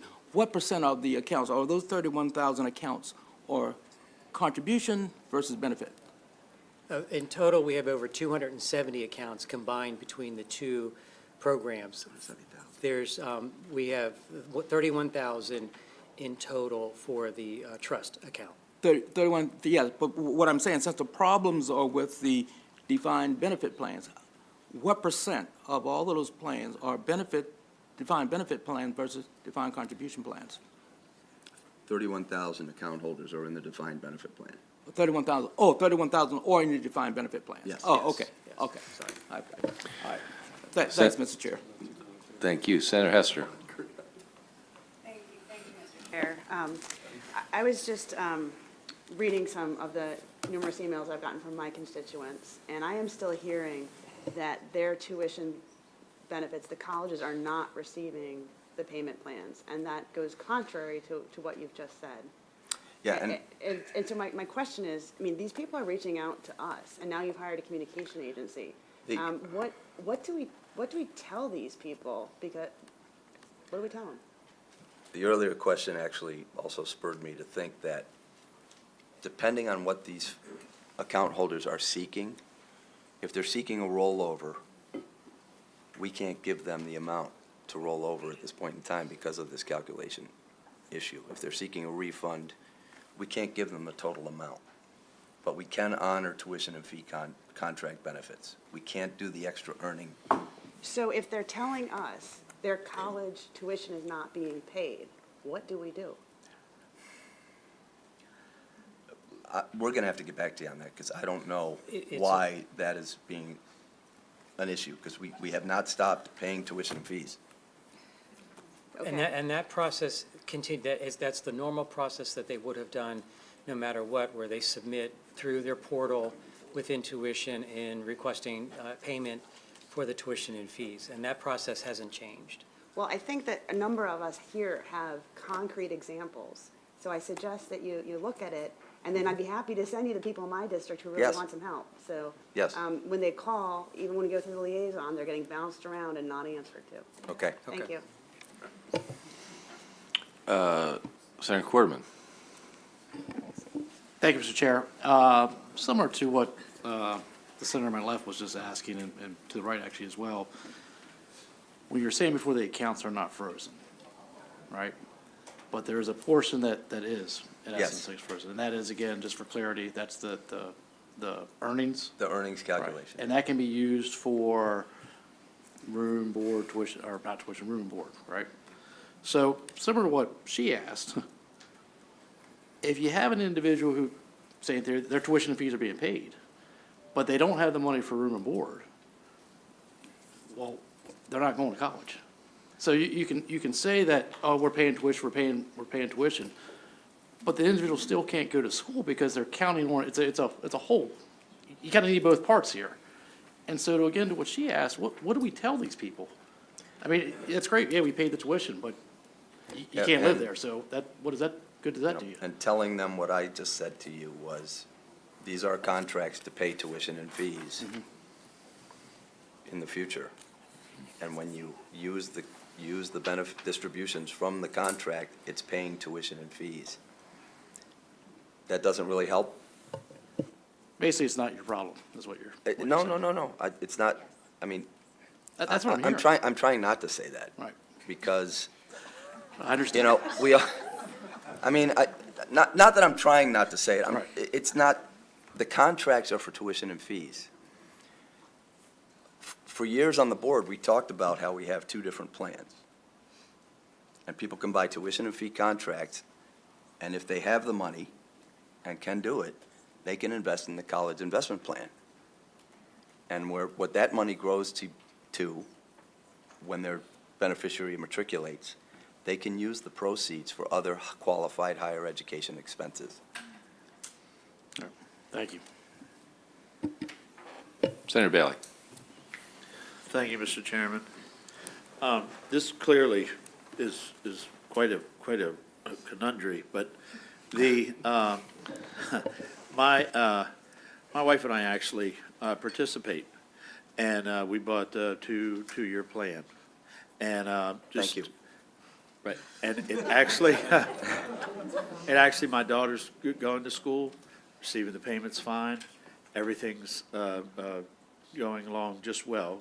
But my question has to deal with the makeup of the board. Yes. A lot of responsibility, there's a lot of things that we have put on you, and I appreciate you all for standing up here. What's the salary of the board members? There is no salary. This is all a volunteer position that. Well, there are several ex officio members of the board, and then there are other volunteer members, private. So, so Zero salary to any of the board members. Right. right, we have put a lot of responsibility on you, but we haven't paid for it. Correct. Right, okay. I just wanted to clarify that, but that's different with the executive position. Correct. Okay, thanks. Thank you. Okay, I think everybody has had at least Senator Crows. Thank you, Mr. Chair, and I'll be brief. Bottom line, just want to ask you, we've spent time on this today. There was a thorough House hearing before. What recommendations would you give? What do you need from the legislature to resolve this issue as soon as possible? So I appreciate that request, I truly do, and that is something that I need to get back to you on because of the complexity of, I wish I could just give you a list and say, if you could assign X number of staff to do X, Y, and Z, that would be fantastic, but because of confidentiality, because of understanding each individual contract and the different finances associated with contract, that's why this audit firm is key to, because they've done this before. This is the expertise. So I need to look and see what else you can do to help resolve this. And I appreciate that offer, and I will take you up on it. And following up on Senator Elfreth's question about staffing, it seems to me regardless whether you have an outside firm helping you resolve this immediate issue, that staffing in the future could help prevent something like this from happening again. Agreed. Yes. Okay, Senator Zucker is going to have the last question for this panel. For constituent service that we have and other people that are watching, do you have dedicated staff to help address these issues? If people call and say they have their accounts frozen, do we have dedicated staff that we can? Internally? Yes. Internally, no, we do not. That's been a challenge. What we do have right now is we've hired we do have a legislative liaison that has started. She actually will be communicating with all your offices, and that'll help as far as kind of pull this in, because right now it's been a challenge. We are also looking at what we can do for the staff, because we do have T-Row that manages the investment side, and their customer service handles all those phone calls, and then we have Intuition who are handling the regular payments that are being processed. But to handle this, no, we don't. So, to the question over here about the people who are saying something's screwed up still, that we're not getting the tuition paid for, can't you just put somebody on a phone for that and just make sure that that is handled? When people call in and the tuition's not being paid, we'll figure out why it isn't working. That should be directly to Intuition as the program manager. That's their responsibility. So if that is the issue right there, that is 100% a call into Intuition for them to address why or where is their tuition payment. We don't have access to that record. That's why we have a program manager. And that is a serious issue that we need to address. Yeah. Outsourcing. Interesting. Okay.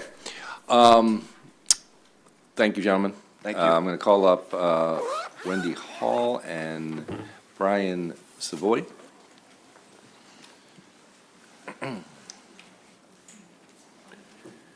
Thank you both for coming today. Appreciate you taking the time representing the group behind you. I think it's everybody in red. Thank you, Chair Gazone, Chair Feldman, members of the Senate. We heard a lot here today from the representatives of Maryland 529. A couple of just quick points. The fix that they implemented that has been described, their board was required to retroactively change the contract, and they voted to do that in November of 2022. That was just a few months ago. The families behind you have been receiving revised calculations, this decrease that they described, and the families are not going to accept those revised calculations. They paid $50,000 for a crisis communication firm, but I haven't heard an offer of $1 to make these families whole. And, we've heard about the complexity of these calculations, and I've built models in Google Sheets to calculate exactly that. It took me about an hour.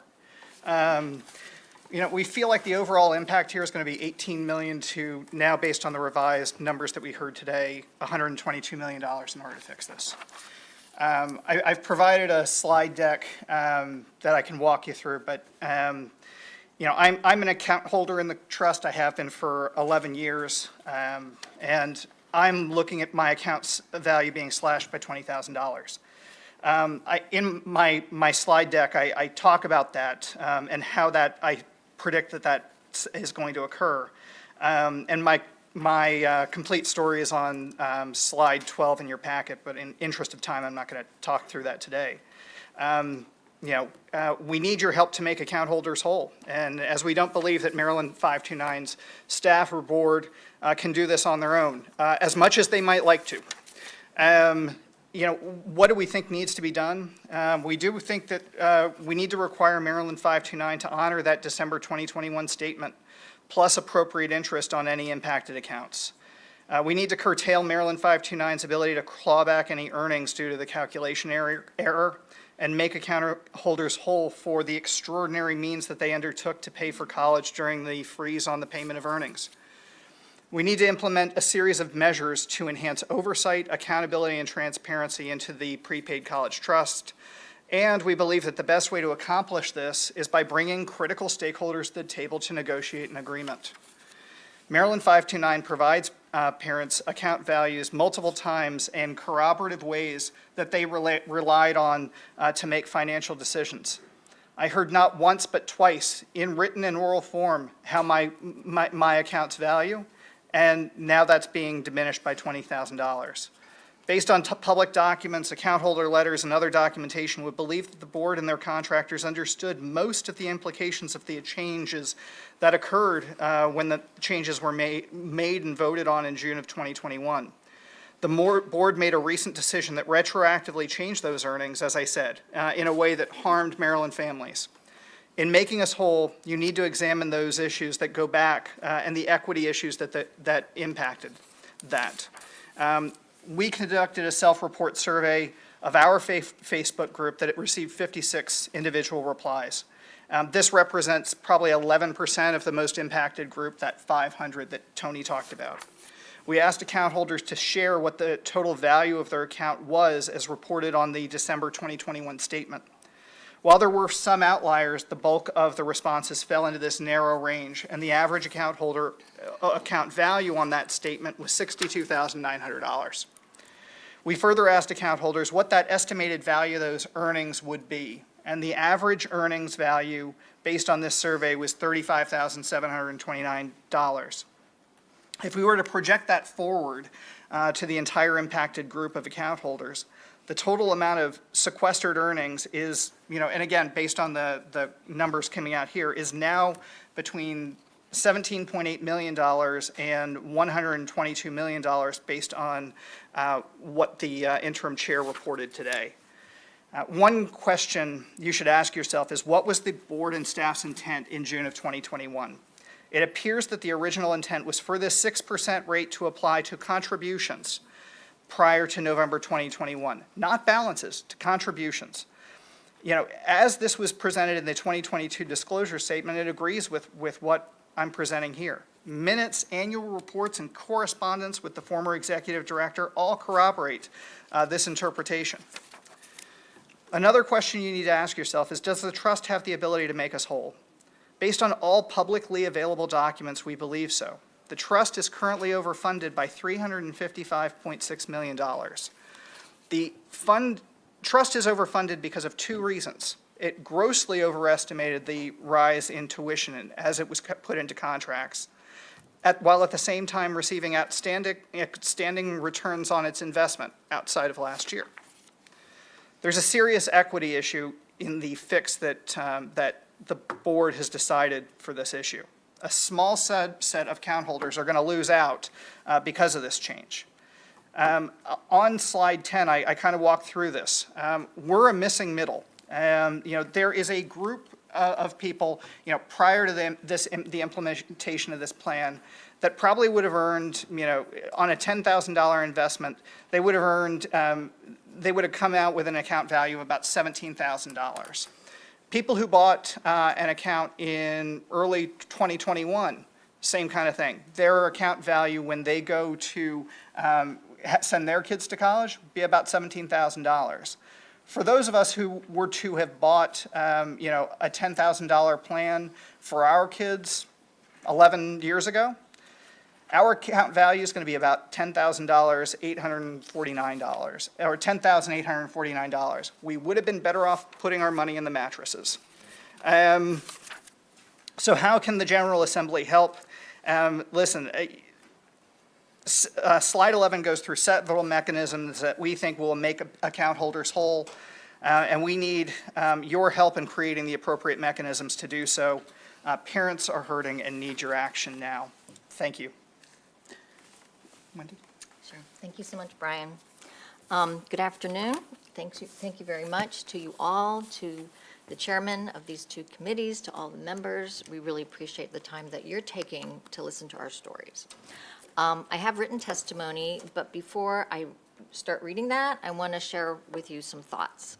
Listening to the leaders of the MD 529 Trust a moment ago, I realized there's a huge disconnect between what they're saying and what we're experiencing. Basically, it's this. 12 years ago, my family invested about $9,100, and I'll get into that later, for each of our sons, all right? Because we were assured that that tuition that was $9,100 in 2007 would be going up really fast, because honestly, tuition had been going up fast in Maryland. And so we thought this was a smart thing to do, to lock in the tuition at that time. And that's what we did. Well, as we've heard, tuition hasn't gone up that much. It's gone up very, very little, okay? And meanwhile, the fund has had all this money. It's invested it smartly, which I had, okay? And so there's all this money. You know, when it was time for my kids to go to college, which was actually just this past fall, I was like, you know, before I saw the earnings, it was like, oh, darn it, you know, we really made a bad decision.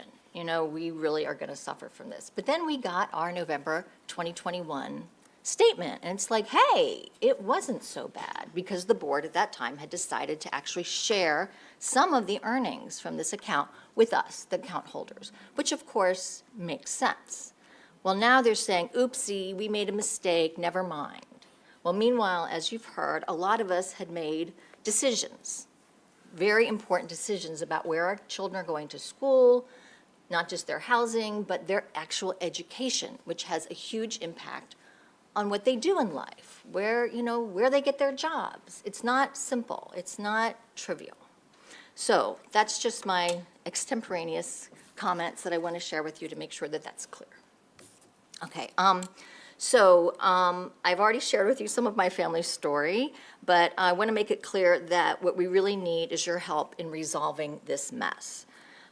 so our kids can get the educations that we, their parents, have always dreamed and planned for them. And so I'm going to skip ahead because I already said some of this stuff about our investment and the weighted average tuition. And because the tuition did not rise as we expected, we really didn't get much benefit. So, and in fact, I realized that because of inflation, the amount that we invested at the time, $9,100, would actually be worth over $13,000 today. So, and that's for each of our accounts. So we've lost $4,000 per child just because of inflation, all right? Forget about the interest or earnings or whatever you want to call it. We received our statement that our son Daniel's FAFSA value was $21,095, not $9,100, $21,000. This was great because he'd been accepted to Cornell, and he was going to go there as a transfer student from Howard Community College. Really proud of this guy. So this higher amount was wonderful for allowing us to do that for him. So I called the trust this past summer to find out how to get a hold of these funds so that we could use them for paying his tuition and fees and such. And we were told that there was an accounting error, and yes, the funds were there, but we just couldn't access them yet, that we'd need to wait a few months, that they'd be recalculated by August, and by September, we would have this initial access to this money. So we waited. You know, we decided not to try and take out the $5,000 we could get for that semester because we didn't want to risk losing our interest. It wasn't clear what might happen if we decided to do that. So we waited and we waited and we waited, and nothing changed. So meanwhile, we had to pay our bills. What did we do? We refinanced our house. So we had had one of these historically low, wonderful interest rates on our home in Howard County, and we had to refinance it for, of course, a higher rate. But we needed to do that to pay our son's bills at school. So meanwhile, you know, what are we going to do now? So 2 weeks ago, we received our December 22 trust statement, and they only listed our original $9,100 that we paid into his account in 2007. No interest, no weighted average tuition estimates, no nothing. And it's really not clear, like, is that what we get, the $9,100, and that's it? And, you know, as Brian said, we would have been better off sticking it under the mattress. We're not even sure. It is so confusing. And I don't think it's because it's so difficult to make these calculations. It's just confusing because we're getting such different input as to what is really going on and what the future's going to hold. So we're not really sure what we're going to do moving forward, honestly. Our son has another year and a half to go in school, not counting this coming semester, and then our younger son is going to be going to an out-of-state school as well in the fall. We're not going to keep refinancing our house. We can't do that, and it would be really stupid right now with the rates they are. So we're going to have to figure this out. In the meantime, we really, really, really need you and the members in the House of Delegates and the governor's office to take action so that we have access to our funds now, and not just the amount that we financed, that we invested, you know, 12, 14, 18, 20 years ago. If I have time, I'd like to tell a few of the other stories of other families. Can I continue, or are we good? Is that it? Yeah, if you could, have you submitted it in written testimony already? I have not. Do you I have can. it? Do you have it in written? I can submit it. That'd be great. Okay. That would be great. Yeah, Thank you. sorry. No, it's fine. I understand. Okay, we'll take a few questions, but I have one first that I think is an unfair question to ask you guys, but I'm going to do it anyway. Because I think in part, it's tied to a communication problem that probably stems back to the very beginning of this program even starting. And that is, do you have any recollection of when you signed up on this? Did you have any inkling that other than tuition, would other things be paid for? Would there be additional monies and earned interest and all those things? Was there ever a in your mind, an idea that somehow other things might be paid for other than tuition. I mean, because everybody talks about this being a contract for tuition, right? And so what message, if you can remember, and I think, and I'm asking it in part too, because I want to make sure that as we move forward, it is clear that when people sign up for this program, that whoever is communicating from 529 makes it very clear about what are the realistic expectations about what it is they're actually signing. Thank you, Mr. Chair. I think it's a fair question. It would have been an unfair question a few months ago, but I actually went back and looked at the marketing materials that I looked at the time. And what, and how those marketing materials helped guide my decision is that, I thought that I was going to pay in $51,000 and that the cost of a four-year college in Maryland was going to be $85,000 back in, 2011. So that's really where I thought my account value was going to be. That's what I thought the cost of Maryland was going to be. It's less than that, as you heard from Maryland 529 earlier. It's about $42,000, so less than what I paid in. But I think one of the things that I had looked at, I grew up in Florida. I moved up to this great state when I went to college, and I was familiar with the Florida plan. And this plan was actually better because if my child chose to go out of state, there were a couple of different vehicles that I could utilize, the rollover method and the refund method. And the rollover method, which paid at that time, at the time of the contract that I bought, the rollover method provided a from inception rate of return.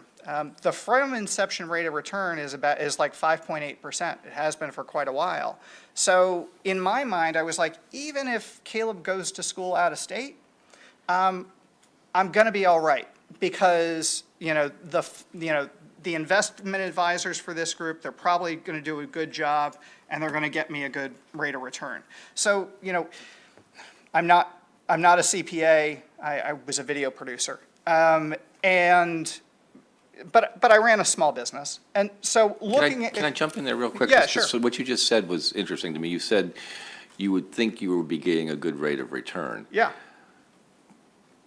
But at the same time, the contract was simply for whatever the price of the. So the contract. I'm just trying to understand what you thought you signed, and Yeah. Because again, I think that, I don't want this happening ever again, obviously, nobody does. And we want to make sure that we've thought about this and how people are communicating. There are a lot of communications issues, clear, no question. But even at the beginning, at the inception of someone signing the contract, I'm concerned that they're not understanding what they're getting or not getting. I think that's fair. I think that what I thought was I'm locking in, an ever-increasing cost of college that didn't materialize, but that I also had this other. In part because the legislature worked with the governors to keep tuition prices down. Exactly. Right. So it and I see how, in effect, that didn't help your situation. It probably helped a lot of other Marylanders, but it didn't. And I get it. Right, but. Go ahead, I'm sorry. So if I can add to that, or just reiterate what you said, Brian, is that, yes, there's that tuition, but the option exists to roll over your money to the investment savings plan. In other words, so that it will grow. But you don't just roll over that original investment, you're actually going to have gotten interest on that amount before you roll it over. So instead of it being your original amount, which was $51,000, it would have been whatever that interest would have increased by up until that point. Maybe it would have been $75,000. It just depends upon what the rates were in the intervening time, right? So had he rolled it over, had I rolled my money over earlier, I'd be sitting pretty, right? Because it would have been in that other account, in that interest-bearing account. So it's not that, yes, for those of us who were foolish, I'll say foolish enough to leave it in the trust part and not roll it over, we really suffered. And so when they decided they were going to give us the 6%, despite the fact that we hadn't rolled it over yet, that was good news. Gotcha. I'm going to take 3 questions. Senator Elfreth. Thank you, Mr. Chair. While we've been sitting here, I received an email from a constituent. We've been emailing back and forth. They just received, while I've been sitting here, the recalculated rate because they're one of the 500 that applied for this request for account support. And the number I have that literally 1 minute ago came in my email inbox is much different than a 6% earnings rate. And I appreciate these are all complex accounts, but they invested 18 years and their interest is mind-bogglingly low. My question to you is, have either of you done the request for account support, or anybody in your group that you can speak to? And what is the difference between the miscalculated rate that appeared in your accounts a year ago versus what the new manual rate shows today for those who are one of the 500? I want to understand the difference. So I have a couple of things. So there are about 6 or 7 people in the gallery behind me who received their responses within the past few days. I didn't, but I received a redacted portion that showed me how interest would be applied, so modeled it based on my own circumstance. The model that I showed that previously it would have been 78,000, now it would be about 59,000, so a reduction of about $20,000. What we've seen is reductions, so I'm on the low end, okay? That $20,000 reduction, that's pretty low. What we've seen is 40,000 reduction, 60,000 reduction. I mean, and these were values that parents used to make the college buying decision. Yeah, and empathize, yes. Yeah. And I'd like to add the story of one of our colleagues here, Lori Delaney. So basically what happened is that for her sons, they already used the semesters, so they had already used that part, okay? But they hadn't rolled over the interest, okay? So the earnings, earnings. I can't tell the difference, honestly. So they hadn't rolled over the earnings. The earnings were reported in December of 2021 as $37,510, which they counted on having for other expenses besides the tuition, et cetera. When they got their recalculation, there was $0 in the account. Okay. $0. That was a big shock and a big disappointment. That's helpful. Thank you. Thank you, Mr. Chair. Senator Roosevelt. Thank you. I got a little confused on the question and the answer with Senator Gazzoni's question. What did you think at the time? You started talking about Florida. Yeah. So so I got confused, which was Florida, which was Maryland. So when you bought the plan, was it your understanding that you would get guaranteed tuition, whatever it was, 4 years, and that you would get interest on top of that? It wasn't that. It was actually more of an either or. Okay, so either I would have and think about it through a college choice lens. Okay, so you're choosing about whether your child's going to college in Maryland or you're choosing if they're going to go out of state, and the models are different. So in one model, I'm like, fine, he'll get the Maryland or the weighted average tuition for Maryland, or if he goes out of state, he's got this other rollover methodology which pays at a different rate, and that's where the interest piece comes in. So I thought that I had. You thought you'd earn interest if the kid went out of state, but wouldn't earn interest if they stayed in state. You got it. And that was your understanding at the time. Correct. And you thought the interest was 5.5%? Roughly, yeah, because that's what from inception rate. I understand. That clarifies it for me. Thank you. You got it. Senator Corbin. Thank you, Mr. Chair. Along the lines on some of the conversation we had in regards to communication, just curiosity as far as, maybe you said earlier, 12 years ago, that you entered into the plan for your children. And then we've heard a couple times here today that this November 21st was the big, mistake that's happened, so to speak. And there was another statement that came out in December, it sounds like, here most recently. In between that November, did the communication for 529, did they send you statements on an annual basis or a particular time? Was there any type of communication along the way of that you would have had an idea of I got this one in November and it's way off than what this one I got last year was. So something's I'm just curious as far as what their communication over the years has been to kind of, Right.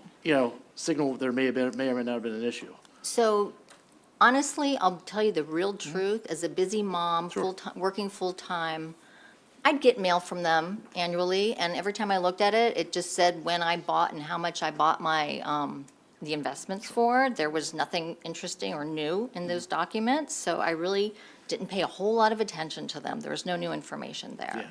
And then when it was time for my kids to start going to school, and I looked at the statement and I saw, wow, it has gone up. That's when I started paying attention, and also when my kids were heading to college, and I needed to know what was going on. So I wasn't, there was really no information. No, I appreciate that. And I and- think and I would so do the same that's- thing as you would too, as Right. far as you're really looking into it at that time window, and it just. Right, and that's when it went It's- up, and it right, was exactly. great, So, we okay. thought. Thank you. Q&A. First of all, I want to thank, I apologize. Well, let me make an announcement for our committee after Senator Washington. We still have bill hearings, so when we're done with the Q&A here, come up to the committee room, and we're going to immediately go to our 2 o'clock bill hearing timeline there. So with that said, I'm going to go to Senator Washington. Thank you both so much. And if no one has said it to you appropriately, we are very sorry that this has happened. Be assured, as you could hear, that we're your representatives. We, the legislature, set this program up with the idea of truly helping, and it clearly looks like some other things have happened. So be assured that not only will we know what happened now, we will fully investigate why, who's responsible, and who's accountable for this. So I just wanted to say that as a person, and that we have responsibility for you, to be your advocates.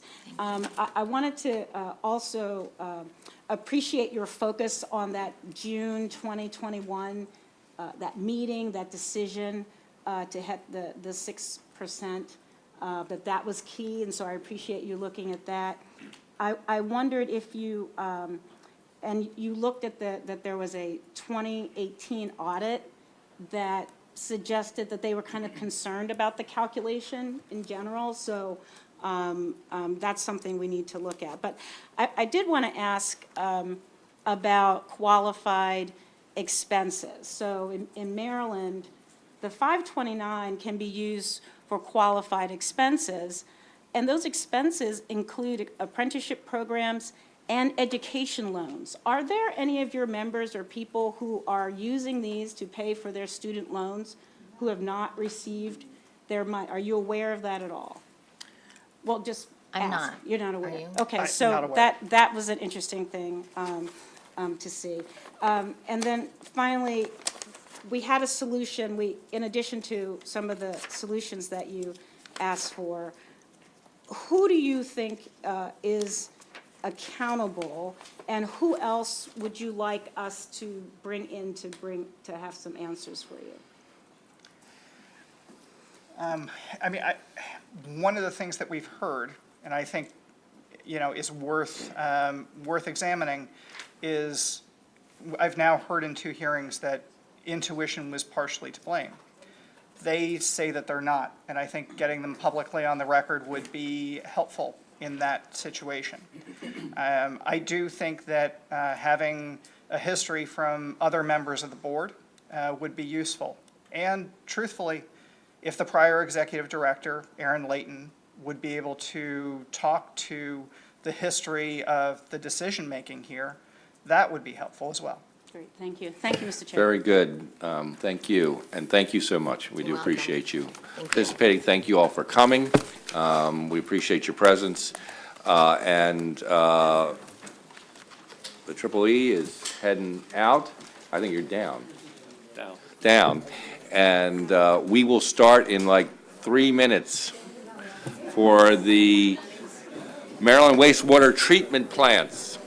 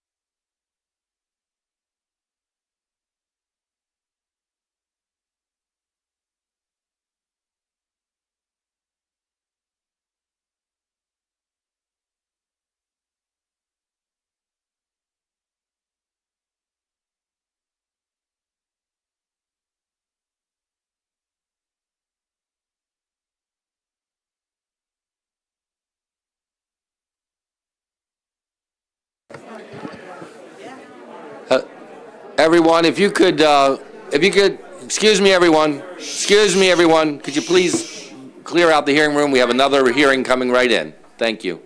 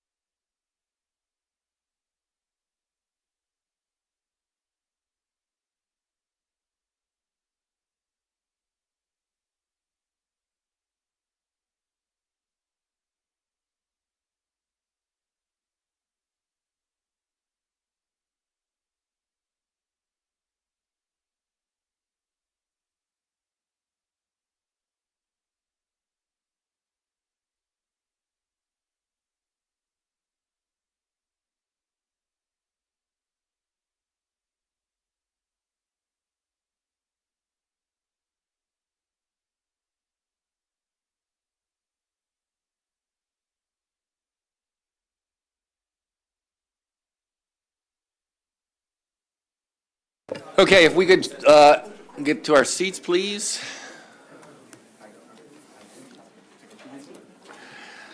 Sorry for the delay. We obviously had a very detailed and interesting meeting on the 529 plan. Thank you for hanging around. We have a number of witnesses, probably close to 10, for this next portion. This is about Maryland wastewater treatment plants. The state has invested hundreds and hundreds of millions of dollars in these. We've seen some problems in various locations. We're having a number of discussions about them. I wanted to get a fuller picture of the treatment plants all across the state. And obviously do need to talk about and consider the ones that have been problematic. We had a site visit late last year to one of those facilities. But we've got to make sure that all these things are working well for lots of reasons, for health reasons, for the health and quality of the bay, water quality reasons. All these things matter a great deal to the future of our state, and we want to get them right. So first up is the Maryland Department of the Environment, and our new designee, Secretary nominee, Serena McElwain. Look at that, I got it. And if you'd want to come forward and bring your team up.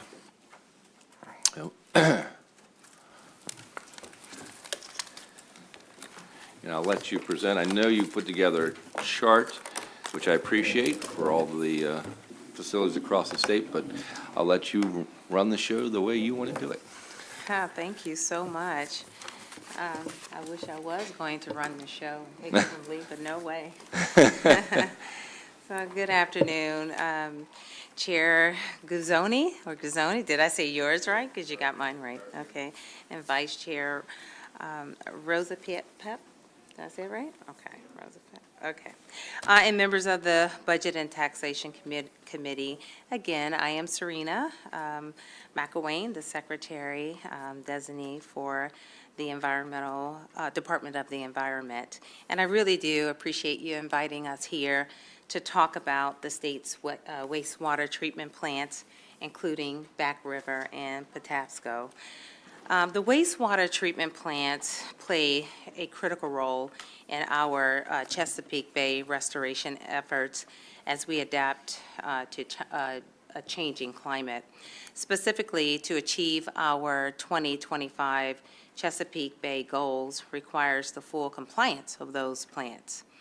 And this is why it's really important that we continue to partner with the City of Baltimore to work towards sustainable operations and managing the pollution levels. So as part of our commitment to the City of Baltimore, we are ensuring that those plants have access to funding resources as they sustain compliance. Today, we're going to provide a general introduction on how the department oversees the treatment plant, the wastewater treatment plants, with specific updates on the status of Back River and Patapsco plants, including the enforcement actions that that has been taken up by the department. We will also speak about the corrective measures that have been completed and the ones that are still ongoing. We also recognize that the Patapsco wastewater treatment plant is located in an environmental justice community, and it's impacted by those concerns. So we really do recognize the vulnerability of the Curtis Bay community as well, and we will obviously continue to work with them to ensure that the community, those members are safe. I do look forward to working in partnership with the City of Baltimore, Blue Water Baltimore, Baltimore County, and the communities around Back River and Patapsco to ensure that those plants are fully compliant with state and federal laws and are safe for people. We do look forward to working collaboratively like we have been, and we continue to work with a strong sense of urgency towards those goals.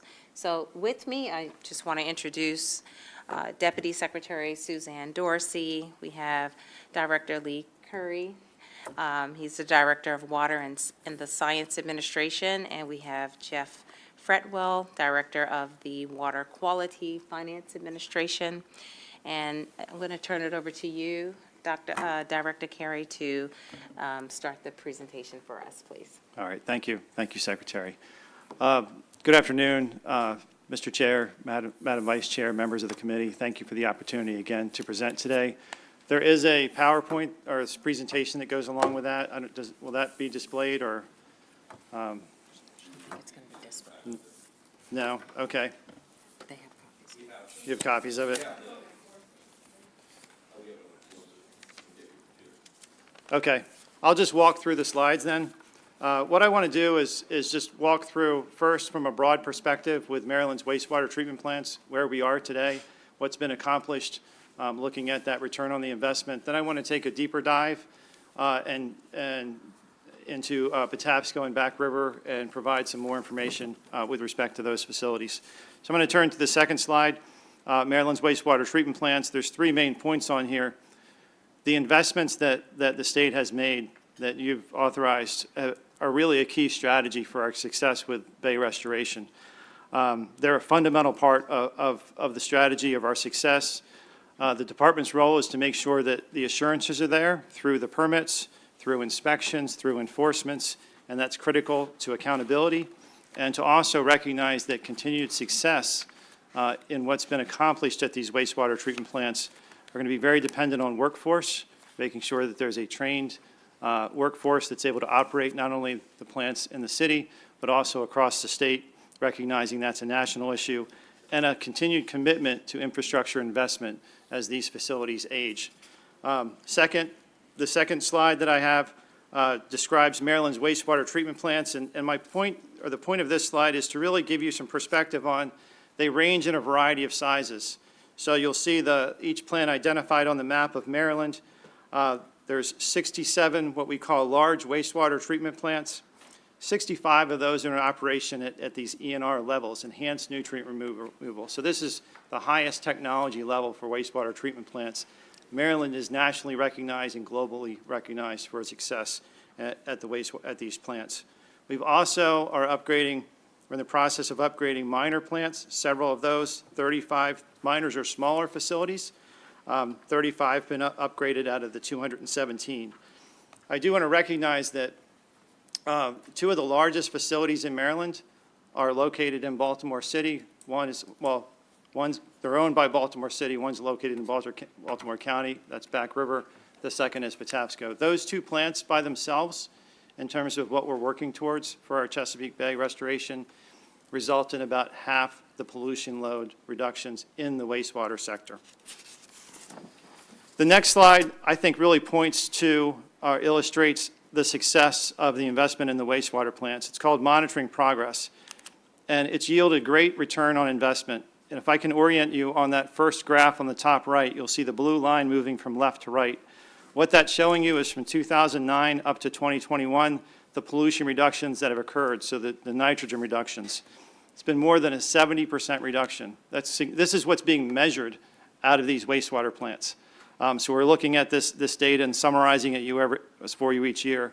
I did include a circle on the right-hand side, and the incident at Patapsco and Back River, you can see that drove our Chesapeake Bay progress in the wrong direction.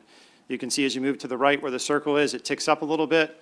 That's showing that, that's been an impact, and that's something that EPA has noticed and recognized. But nonetheless, you can still see that the other plants and bringing that plant back online, again, are a critical part to our success. We've invested more than $1 billion in there, in these facilities. The next slide really speaks to our permits. And my point here is that the permits are more than just the discharge effluent limits, what's coming out of the plant. Of course, the facilities have to be in compliance with the permits 100% of the time. They have to be compliant with those pollution limits, but they also have monitoring requirements. They have reporting requirements as part of the permit. There's also a key part of the permit that requires that they operate the facility in a way that is resilient, that allows for and requires the adequate number of staffing. And they also have notification requirements if something goes wrong, so we know instantly. We are also including what we call an early warning system. So if an incident like this occurs again, where we're starting to see a trend in pollution, an uptick, that we can get out to the plants faster. We inspect the plants on a regular basis, but we're not there every day. And just to keep in mind, these are 5-year operating permits. The next point is inspections and reporting, and I wanted you to know, or the department wants you to know, that the MD inspections, they occur at least annually at these facilities. We are there more often as needed. There are reporting requirements. There's monitoring that's reported to us that comes into the department. So there is consistent monitoring, but we're on site at least annually. There are more frequent inspections if a plant has compliance problems. With a bill that was passed last year, the department is on site, is required to be on site every month, and we've almost accomplished that. I'd say almost every 30 days we're at Patapsco and Back River. That's been going on for almost a year. As I'd mentioned, the other ways that we learn if there's issues at these facilities where there's been significant investments is reporting through the permittee as well as citizen complaints. The next slide presents just some background on Back River and Patapsco, just recognizing when the upgrades occurred in 2019 and 2020, but also recognizing that these are just very large plants. These are the largest facilities within Maryland. Again, count for about half of the total pollution reduction from our wastewater sector, and there's been significant investments that have been itemized on the bottom of the chart, totaling $1 billion in infrastructure upgrades. The next slide is really to show that let's look at the performance of these wastewater plants over time.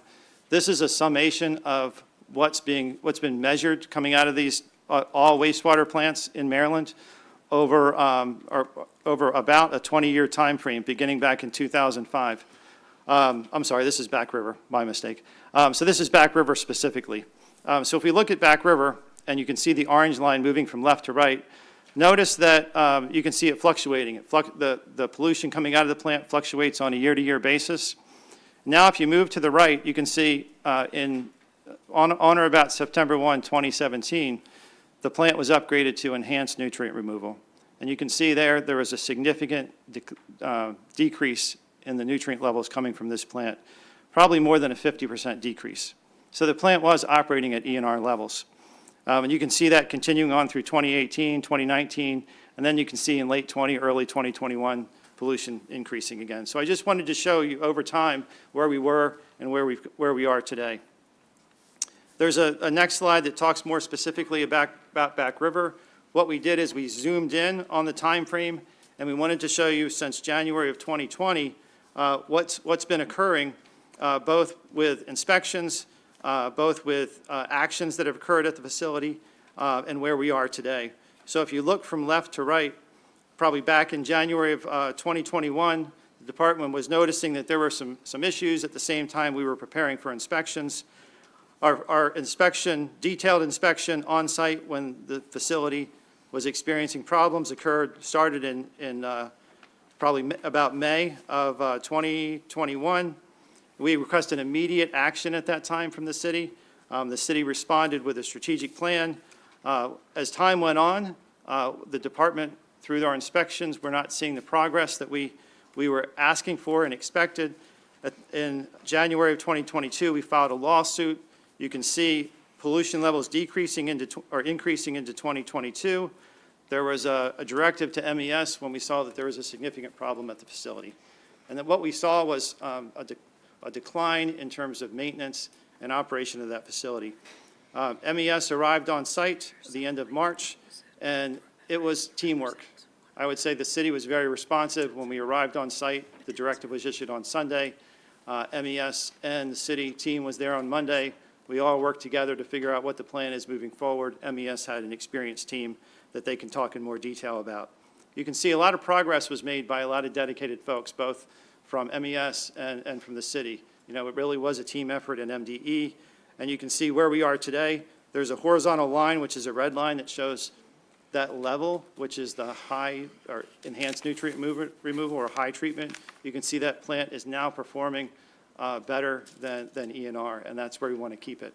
Our concern right now, based on an inspection from December, is that when we looked at the facility, we still have concerns over maintenance. We're not seeing the maintenance that we believe, the department believes should be performed. There's still staffing issues at the facility, and those are documented in our December report. Moving on to the second facility that's located in Baltimore City that have the concerns, it's Patapsco Wastewater Treatment Plant.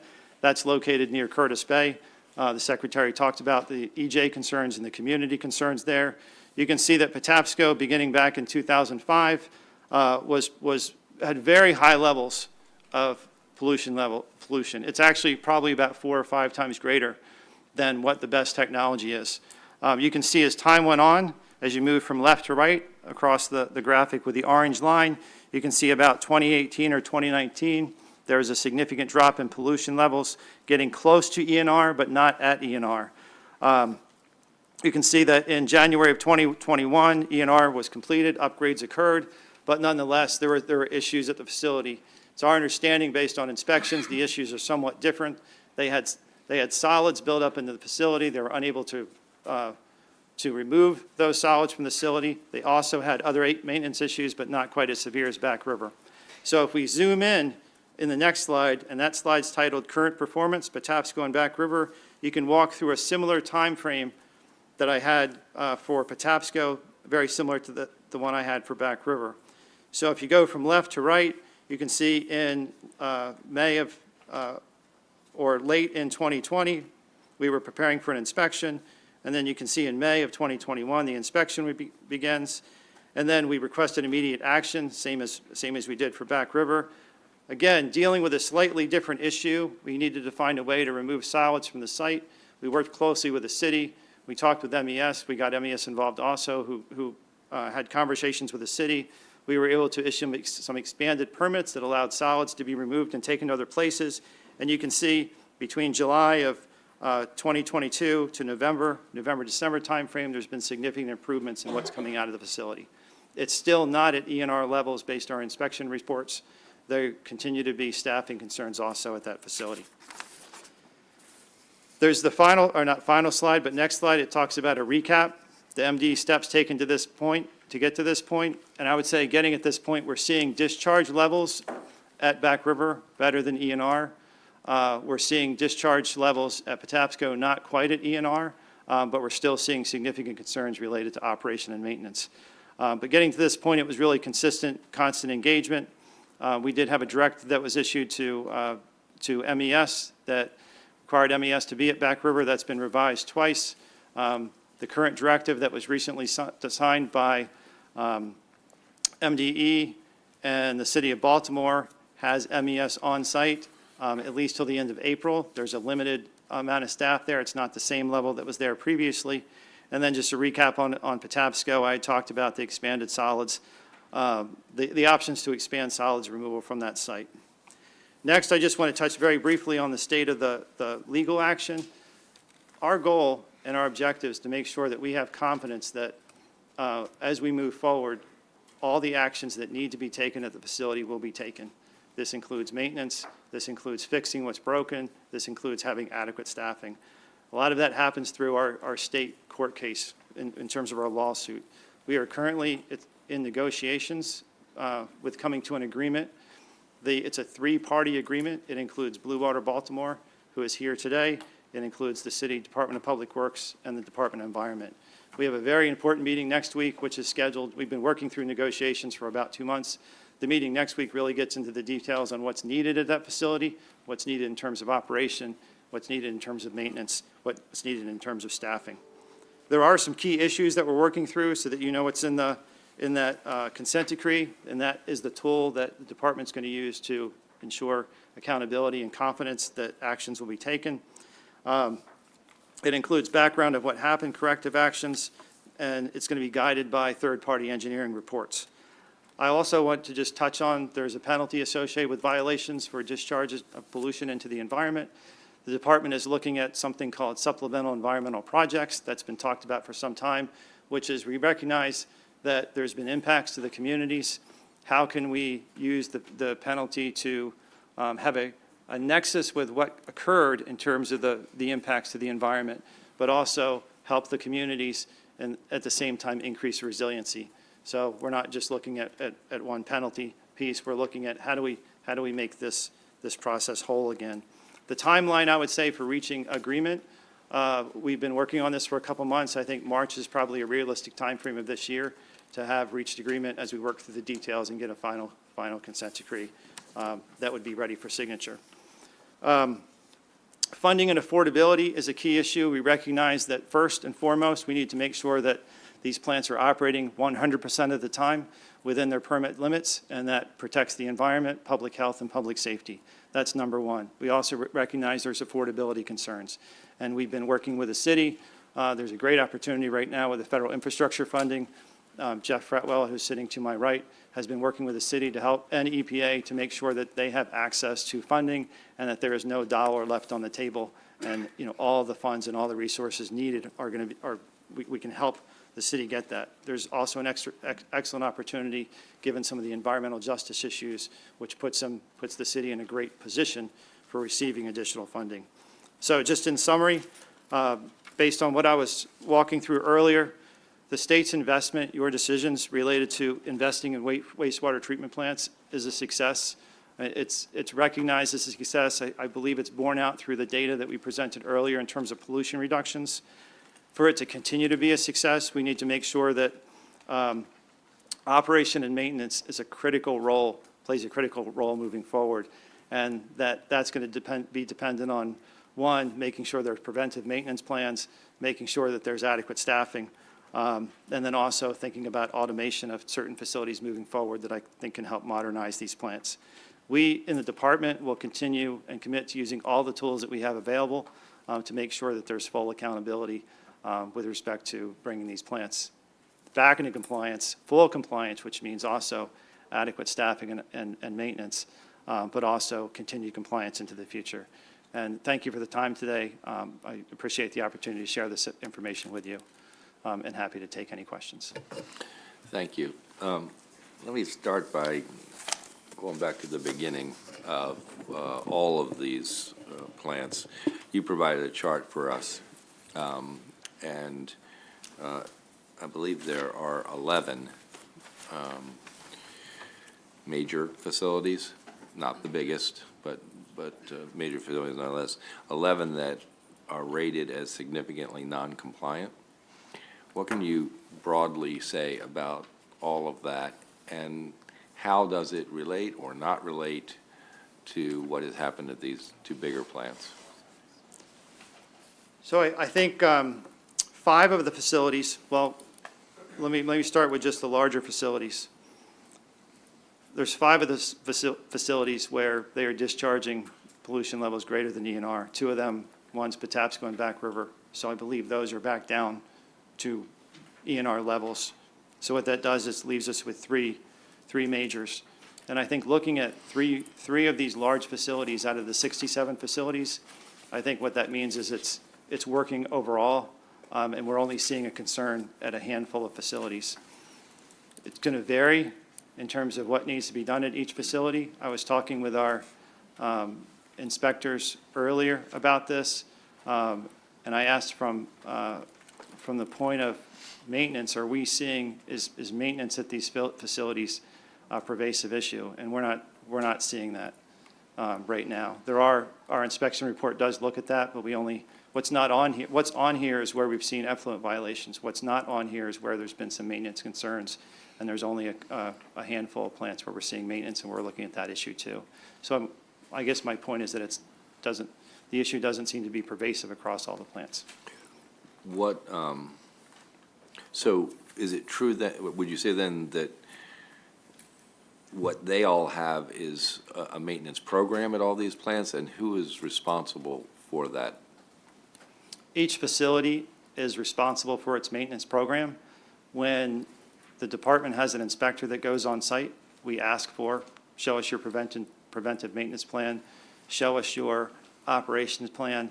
And as earlier in the talk, I mentioned something that was new that we want to add to permits, and we're working with the industry on this, is that when we're on site, there are certain things that we can't see, that engineers can see in more detail. So we're working to add what would be a third-party engineering review of a facility, especially for facilities where significant funds have been invested.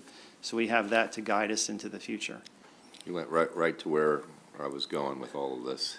Significant funds invested. I mean, obviously, one of the biggest issues that we need to think about is, are we providing enough? And then that becomes a question of the management of what we're providing. And if we're not providing enough, then that's another story that we need to figure out also. And we're going to need your help in coming to those conclusions. Absolutely. We're here to help. Senator Elfreth. Thank you, Mr. Chair. I can honestly ask this question of everybody who will be presenting to us today, but you're probably most qualified to answer. Just based on your charts, the significant progress we've made because of these investments over the last 20 years has reduced nitrogen and phosphorus significantly. But considering these two majors having such significant breakdowns, can you quantify how far back that has set us in our bay restoration goals? It's a difficult question. I would say it's not insignificant. I'd be hesitant to give you a number without having that number in front of me, but it's not insignificant. It's noticeable because these are 2 of our largest facilities. And the state as a whole, our state approach to bay restoration relies on really three key parts. Most of our pollution reduction, our nutrient reduction, comes from about half from our wastewater plants. The other half comes from our farms and agriculture areas. And I mentioned a third because stormwater is incredibly important, but it's not as much of a nutrient reduction driver, so I didn't want to leave that out. But Right. so, yes, these two plants have had a significant impact. Thank you. Thank you, Mr. Chair. Thank you, Mr. Chair. I want to thank the chairman, and I appreciate him giving Budget Tax the opportunity to visit the plant. I know it's a priority. I want to thank the state for stepping up and being a part of this and seeing how important it was to be there and to respond. It's important that we are proactive in this area because, not just because it's my backyard, but it's important to the Chesapeake Bay. Knowing the requirements of operators and knowing the requirements of those that run the plant, supervisors, as we've talked about before, and again, I want to thank you again also for meeting with us in Baltimore County delegation and in the House. But knowing these requirements that I look through all the plants in the state of Maryland and the requirements that are needed to run a plant, are we ahead of this? Are we doing this? Because we've talked about preventive maintenance and how important that is. But I brought up best practices. I think it's important to be above and beyond all this. I think it's important to be ahead of the problems, to making sure that if we come up to a problem that we have, to make sure that it doesn't happen again. So I just want to make sure that we're answering all the questions, but making sure that the state will continue to be a part of this. And I say this for this reason. We have the state, we have the city of Baltimore, we have Baltimore County, but we have our federal partners. Every part of that is very important to be a part of this because every one of them invested in this plan. And just knowing that, it's important that all of them be a part of the say and be a part of the operation of the plant. Can we try to work with all these parts and continuing to work with so we can continue to be in compliance? Yeah, yes, absolutely. We will definitely work we continue to work in partnership with all the entities, Baltimore City, Baltimore County, as well as our colleagues with the NGOs. I mean, I look at this as we're all partners and we're committed to this. We are also, this is a key part of Maryland's success for bay restoration. We can and we will ensure and get these plants, make sure that they're on track so Maryland can meet its bay restoration goals. So, I think you can have a commitment from the department that is one of our top priorities. And it's good that you always have that communication because it's important to not have a gap. But when you do have the upcoming meeting that you said you're going to have, can we be filled in with that also so we can know what's going on? Yes. We appreciate that. What I can do is fill you in on where we are with our negotiations. I won't be able to go into some of the details because of the legal issues, but I will absolutely let you know where we are and that, are we accomplishing the goals that we expect to accomplish, and are the meetings, is the meeting an example of a partnership working together to solve this common problem? We can communicate that information. I just want to say, I'm so happy you used the word partnership, because that's exactly what we want to get the message out, that it is a partnership, and that's why we're there together, pushing forward to make sure that we have a plan together. So thank you for saying that, because we're going to be pushing the word partnership from this point going forward. So thank you for that. Thank you, Mr. Secretary. Thank you, Mr. Chair.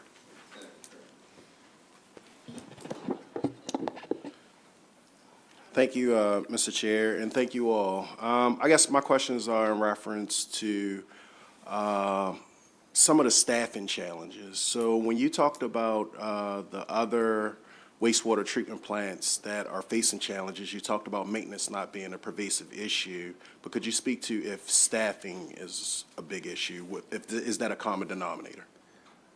I think staffing is a challenge across all the facilities, and I said it because having certified operators, there's an aging workforce nationally of certified operators, and in talking with other utilities, I think they all face that similar challenge of how to make sure that there's succession, bringing in new operators and making sure that they have the ability to pass their licensure. So I think that's something that I would imagine all utilities would say it's an issue. Yeah. And would it be accurate to say that that may also be an issue from an MDE standpoint, from a state agency standpoint, when we're talking about operators? From what perspective? I don't think I fully understand the question. Just when we're coming in to assist the wastewater treatment plants in Right. reference to addressing the issues. Yes, there was a report that was provided to the General Assembly. I think you're asking about inspectors and staffing. To meet the inspection requirements and to be at the facilities when we need to be there needs to be an increase in staffing. Have you guys explored, in reference to maybe apprenticeships or different training opportunities for these pieces, and can you please speak to that? So one thing we do is we oversee the Board of Water and Waste System Operators. So I think we've worked with the board to help promote those ideas and concepts. I think it's probably better that the folks that are also on the schedule today to speak, Maryland Environmental Service, as well as City Department of Public Works, to talk about the efforts that they've had in place and are putting in place. We oversee the board. We have not, to date, gotten directly involved in expanding programs for licensure. Yeah. When we talk about operation and maintenance, and you talked about significant funding that has been given to wastewater treatment plants, can you speak to the grant programs that I guess that you all may have for operation and maintenance? What dollar amount has been appropriated towards staffing for our respective wastewater treatment plants? Yeah, Senator Jeff Fretwell, Maryland Department of Environment, Water Infrastructure Financing. The state does have a Bay Restoration Fund Operation and Maintenance Grant Program. 10% of the Bay Restoration Fund revenues in the wastewater account a year can go toward that program. It's approximately $11 million. They can go toward facilities achieving ENR levels of treatment. So that funding is distributed to all the different facilities in the state that meet the ENR level of treatment on an annual basis. And I would assume that they're capped at certain amounts, correct? Yeah, I mean, the funding is pro rata across the state based on the size of the facilities and their ability to achieve ENR level of treatment. So we're not fully covering the cost of the ENR treatment, but it's helping to subsidize the cost. So operation and maintenance can be looked at as broad. So, and you talked about a number of the facilities not having major maintenance issues. That's not pervasive. But like, how much of that operating and maintenance goes towards staffing if we know that that is a big issue across the board and with this outstate agency? I mean, I can't give you a number of the 11 million, what that constitutes in terms of the overall cost of operation and maintenance and how much is for staffing. It's additional funding we provide, but it's certainly not covering anywhere near the total cost. I think that the chair spoke to, are we doing enough as a state? And I think that as we talk about staffing, it possibly sounds like there may be more that we can do. So have you all explored opportunities of raising the dollar amount that may be for operation and maintenance and specifically staffing? I mean, we're statutorily capped at the 10% of the revenue, so we use all of the funds on an annual basis that we're authorized to use for that program. It's $11 million. The other funds that we have are for capital projects, so they're not available for that type of work. So I guess I'm trying to ask the question, are you guys bringing forth legislation or things of that nature to kind of maybe remove what you're statutorily required to be able to appropriate? I mean, I think we're open to talking to the committee about that, but we don't have a proposal. Perfect. That's what I was looking to hear, Mr. Chair. Great. And just as a follow-up to that, are you able, I know you don't have the numbers right now, but are you able to split apart and what that money is actually being used for? The operation and maintenance money Yeah. specifically? Yeah. We would need to work with all of the plants to get information specifically from them about what specifically they're using the funding for. So we could do that, but it would take a little time to pull it together. Okay. We'll talk more about that then. Senator Jackson, were you? You're done? You're done, okay. Okay. Any other questions? Madam Secretary nominee, thank you for bringing your team here, and we're going to move on to the next panel. Thank you. Maryland Environmental Services, Dr. Charles Glass and team.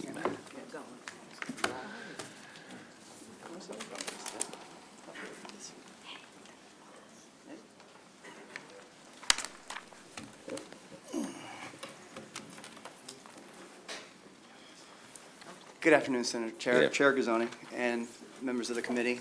For the record, Dr. Charles Glass, Executive Director of the Maryland Environmental Service. We brought, our slide deck is there. Are you going to do it? Yeah, I'll. No, I'm great. Oh, okay, I forgot. Oh, Toast, I can do it. So, as the slide deck shows, environmental solutions for a better tomorrow. That motto was designed last year by a couple of young operators. So, just to show you that they also have communications capabilities. Next slide. So, we offered to give our MES 101 to the Senate, but all the members were returning or stepping up from the House of Delegates. We are a not-for-profit independent agency of the state. We have 797 positions. 767 are filled right now. And these are project managers, technical specialists, engineers, operations, and maintenance staff. And just to be clear, our maintenance staff are electricians and mechanics and machinists at MES. So for the most part, in the water, wastewater industry, the maintenance staff, I don't want them to be confused with any other services that have a similar name. These are highly skilled, professionally trained individuals with a lot of cross-disciplinary capabilities when pulling apart motors and pumps and blowers and mixers. Next slide.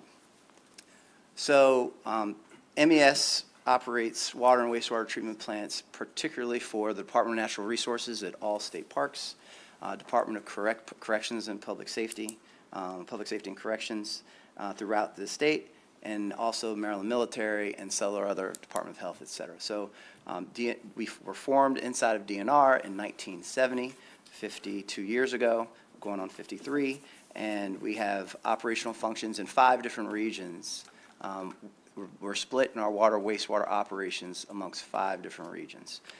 All of those positions are fully funded through a state reimbursable agreement annually, and we budget 2 years out. So those positions are supported fully, and they have jobs. So when we pull operators or maintenance staff from our other facilities to assist with a town or in this case, Baltimore City, they are leaving a job, and the staff they leave behind are picking up the slack.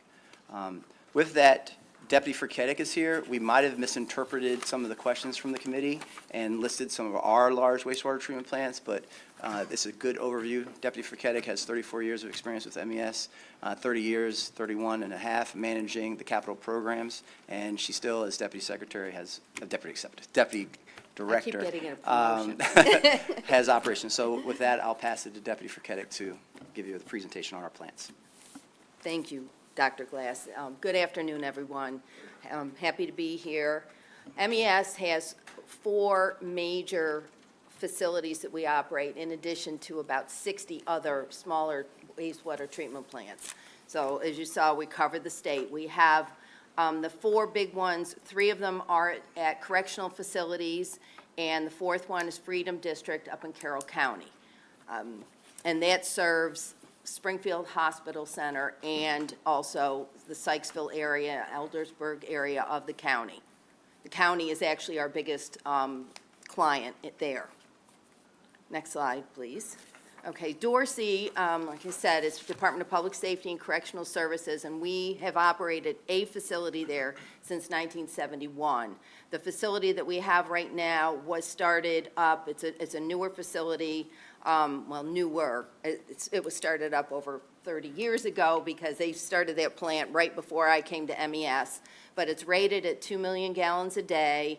It actually treats about 1.1 million gallons a day, and we actually have funding in place to do improvements on the solid side of the plant because we've been having issues trying to find parts for our belt presses. We're going to put in centrifuges. We're going to put in a screen because we take sludge from a lot of the smaller facilities. They bring it there, and so there's a lot of trash in it often times, and we want to get the trash out before we actually have to process it. Next slide. Eastern Correctional Institution wastewater plant, again, another DPSCS facility down on the Eastern Shore in Somerset County. We upgraded this facility just 2 years ago. Well, actually, last year was when we completed it. It's just under 1 million gallons per day. It's actually beyond enhanced nutrient removal level technology because the previous plant they were meeting ENR levels, but we needed to expand the plant to take care of the additional flow from the prison. And so by expanding it, MDE was holding us to our loading rates. And so we have actually we're beyond ENR levels. ENR is 3 total nitrogen and 0.3 total phosphorus, and we actually have to treat to about 1.2 milligrams per liter total nitrogen and 0.12 total phosphorus at this plant. And the last piece of this work here at ECI is underway right now. We are going to be adding new dewatering facilities there, just to replace the ones that have been there over 20 years. So I'm going to stop you there, and, Yep. and I appreciate you putting together all this for these different plans. Yep. What I think is sort of, in my mind, begs the question, you've been hired by the state, I presume, in these obviously, the ones that relate to the institutions, correctional institutions. But you've also been hired by, did you say Freedom? Actually, we own that facility. You own the facility? Yes, sir. So there's lots of different ways that this happens. Yes. Are you hired by any jurisdictions? Yes, we are. Okay. And so multiple ways that this goes on. All the other, and I presume you know what goes on in most of the jurisdictions. You keep aware of it. And so how many providers are there out there? Or do in the smaller cases, do the departments of public works of the various entities run those? How does that work? Well, okay, I'll take it. So you can think about some counties that manage their own facilities. So Howard County manages its own facilities. Anne Arundel, same thing. So you've got county governments that take over water and wastewater operations. You have municipalities, the smaller towns, they either do it themselves and hire their own operators, machinists, mechanics, superintendents, or they hire a private entity. So some of the smaller rural communities on the Eastern Shore and Western Maryland will hire a private entity to manage their facilities.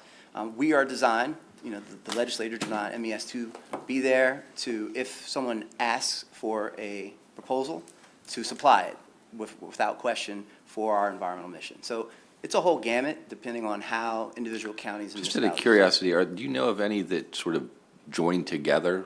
Is there any economy of scales that various local jurisdictions that might be near each other, do they ever come together and do? Yes. Yeah. And Yes. like a regional cooperative or something? Well, besides Washington Suburban Sanitary Commission, which is the biggest. Right. We've had some projects in the past where, I'm trying to think, the Pierce Creek area up in Cecil County, they were having water issues, and they joined forces with the town down the road, I think it was Cecilton, where they hooked into their water system, and it became a system for both communities, and it was feasible to do that. It made more sense to do that than to try to set up a separate new water system for these people. I don't know what else you have on your slides, but No, I don't know if you were going to address the work that you've done at Backwater, or Backriver, or not, but maybe we could quickly go to that Yes. in the Yeah, nature, yeah, in the interest of time. Yeah. We have 2 more panels, and Yeah. then we have a whole nother issue to handle. Next one, Jeff. Yeah. We I was going to say, we can answer questions, we Yep. can, whatever. I mean, we were there basically providing operational and maintenance support to the staff there. And we still have maintenance projects underway. We actually have 2 capital projects that we're helping them with. We've done repairs on one of the primary settling tanks. The other one is under construction right now. We've cleaned out one of the high-rate digesters, and the other one is being worked on right now, and that's kind of where we left it. We have the maintenance projects that we have left that are scheduled are just things that we purchased or we put in purchase orders for equipment that we're waiting on right now. And once that equipment comes in, then we'll go back, it's pumps and controls mainly. What was the dollar value of your investment in getting things righted? Or I guess it continues, but Yeah. Slide of capital? There's a capital slide. Yeah. not just I'm actually more interested in the operating side. Yeah. So, we are not-for-profit, as you know, so we could get the exact dollar figure, but we started with 15 operators and a supervisor, and we've had maintenance staff. The probably, if we look at the total, we'll get you the total dollars. We don't have Yeah. that. We didn't think you'd ask that operational question. But we can get you That's the fine. numbers. Yeah, I'm curious about that. It was a few million dollars. Several million Yeah, it dollars, was, yeah. I think it was about $3 million all told. But that's also includes engineers and Yes. management that helped, and safety, and what else am I missing? So we also Our sent. MBE coordinator. And our MBE coordinator. Very good. Questions for, yes, Senator Song? And thank you for the information. One problem that I know that we've had is parts. And it's been a problem with some of our areas of doing some repairs. And we were going at one place where we had to do maybe a motor and take one off to go fix another. Are we in place to looking into making sure we don't have to do that anymore? That maybe we can have something or is it something we need to look into? So we're not involved in that operationally at the facility anymore, to the short okay. answer. Thank you. Thank you, Mr. Chair. We spent all day talking about things that have been broken and how to prevent them from breaking again moving forward. You have a perspective across the state here on things that can go wrong, worst-case scenarios, et cetera. Now that things are back relatively in order at these two plants, what should we be looking for in terms of the state's investment to prevent this from happening again? What's your best advice in terms of an investment perspective? So, as Director Curry mentioned, it's about, he might have just mentioned this last night, but it's about moving towards resiliency. And, all plants are designed to have, you have to have the capability to shut down portions of the plant that are not functioning properly, and fix it and then bring it back on. So. Or equipment, like you have Or multiple pumps, so if one breaks, you can still maintain the operation while you're getting the other one fixed. Yes. Right now, I'm not sure if the city is in that position with the entire facility. Okay, that's But important. I mean, that's something that we're gonna help, that we're helping them with. Okay, that's important, and your point, is that related to, first point is related to automation? Or, Well, We weren't going to automation, but that is you know, something to be considered. If sections of the plant are more automated, I mean, we have, like I said, we've got like 60-some plants that we operate. Not all are automated, but we do have a lot of them that are more automated, so that if something goes wrong in the middle of the night, because, nothing goes wrong between, 7 and 4, then we are alerted and we can send people out, or we can at least have a plant operator get on his computer, look and see what's wrong and determine, all right, well, I don't really need to focus on this tonight. I can go tomorrow morning and get that started up again. And that's something, a facility like, the size of Back River, it would be helpful for them, especially with the staffing issue, because plants do run. These facilities don't shut down. They run 24 hours a day, 7 days a week. We have one shift a day at all of our plants, and we have alarms, and we have calling, we have a company that takes some of the calls and contacts our folks, so that we don't have to have that as many people on site, because it is hard finding operators. and so that's an industry best practice, especially yes. with the employment issue we're Yes. facing across state and local government. Thank you. Thank you, Mr. Chair.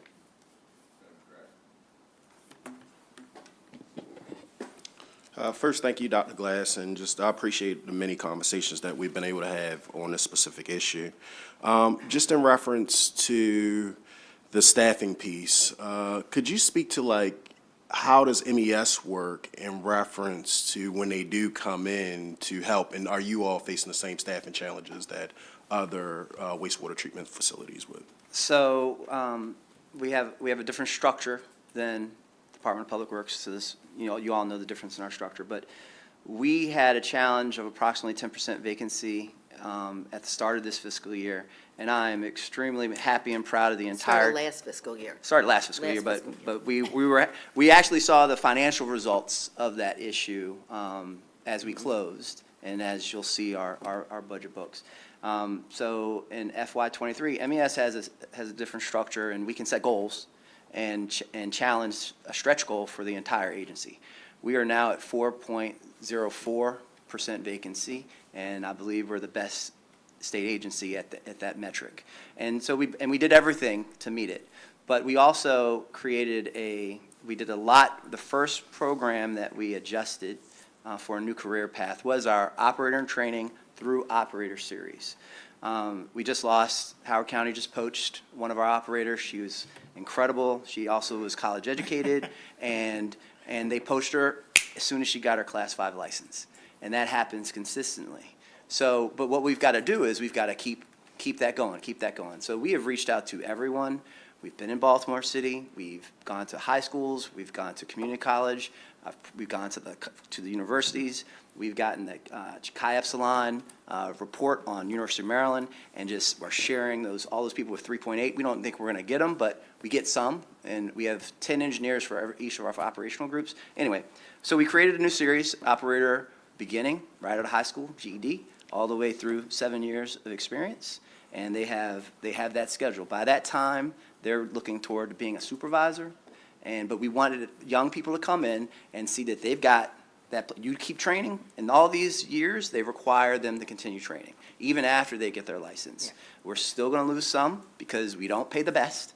Howard County, just joking, just kidding. But we do pay competitively, and we work with our board. Our board has approved that program, and they have approved changes in our salary scale. And so we pivoted, and that helped us, especially, we only have 7 vacancies in our entire water wastewater group at this point, out of 150 staff. And to add to this, I think, too, it's difficult getting young people interested in this. I mean, that's why we've had to go out, and we've gone to job fairs and done all this. Not the sexiest job, but the automation actually plays a big role in this, because the kids today are interested, they're all about computers and computer games and stuff like that. And so if you've got a plant that is automated, they're going to be a little bit more interested, because they want to come in and they want to be able to play with that, so to speak. Now, I deeply appreciate your response, Dr. Glass, and it's well merited. So it would be safe to say that you all are heavily incentivized, the pay's very competitive, the benefits is pretty competitive. While we all can't keep up with Howard County, you are more competitive than the majority, right? Yeah. I was curious in reference to 2 things, even during the conversations that I may have never asked you, but I know that it is a prevalent problem in some of our wastewater treatment plants. So when you talk about certified versus non-certified, can you speak to your workforce in reference to how many are what percentage, I guess, is non-certified versus certified? And then you also talked during this presentation that you all run your own plant, and that was the first time I was hearing of that. I'm assuming that you have to follow the same E&R things that are in statute, but I just wanted to confirm. Yes. But what was the first part of the question? Percentage. Non-certified Percentage. versus certified. We would have, so we have an operator and training program, and Which is apprenticeship. Which is apprenticeship. So we have an apprenticeship program for 3 years, and then after that, everyone is a licensed operator and goes on in a scale. And that goes all the way to our division chief. The actual exact number of how many OITs, we can get you that directly, Senator. Yeah. Now, that's the end of my questions, Mr. Chair, but I would like to say, as a person that went through a 5-year apprenticeship program, I'm deeply appreciative of the work that you all are doing in reference to training. Thank you, sir. Thank you. That wasn't a lead-in for Senator Roosevelt. Good welcome. Are there any other questions? Thank you so much. We really appreciate it. Thank you, Chairman. Now we have Dr. Jason Mitchell from Baltimore City Public Works.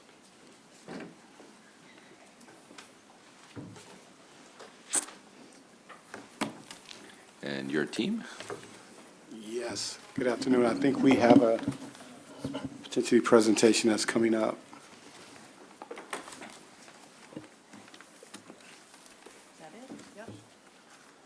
Perfect. So first, good afternoon, Chair and Vice Chair and members of the Budget and Tax Committee. My name is Dr. Jason Mitchell, and I'm from the Baltimore City Public Works Director. Also would like to introduce my team, Darnell Ingram, our General Counsel, and our Chief Compliance Officer, and Tim Wolf, who's our Chief Engineer for the Department of Public Works. First, I just want to say to this committee that the two wastewater treatment plants, both Patapsco and Back River, is not the plants that you saw and heard of a year ago. As you remember, last summer when we were having challenges, and I was just introducing my role here at Baltimore City Public Works, our goal was simply to create a short, medium, and long-term goal, vision, and plan for how we were going to get both plants in order. Our monthly affluent levels, Back River has been in compliance for 8 months. Our monthly affluent levels at Patapsco has been in compliance for 4 months. It was a team effort.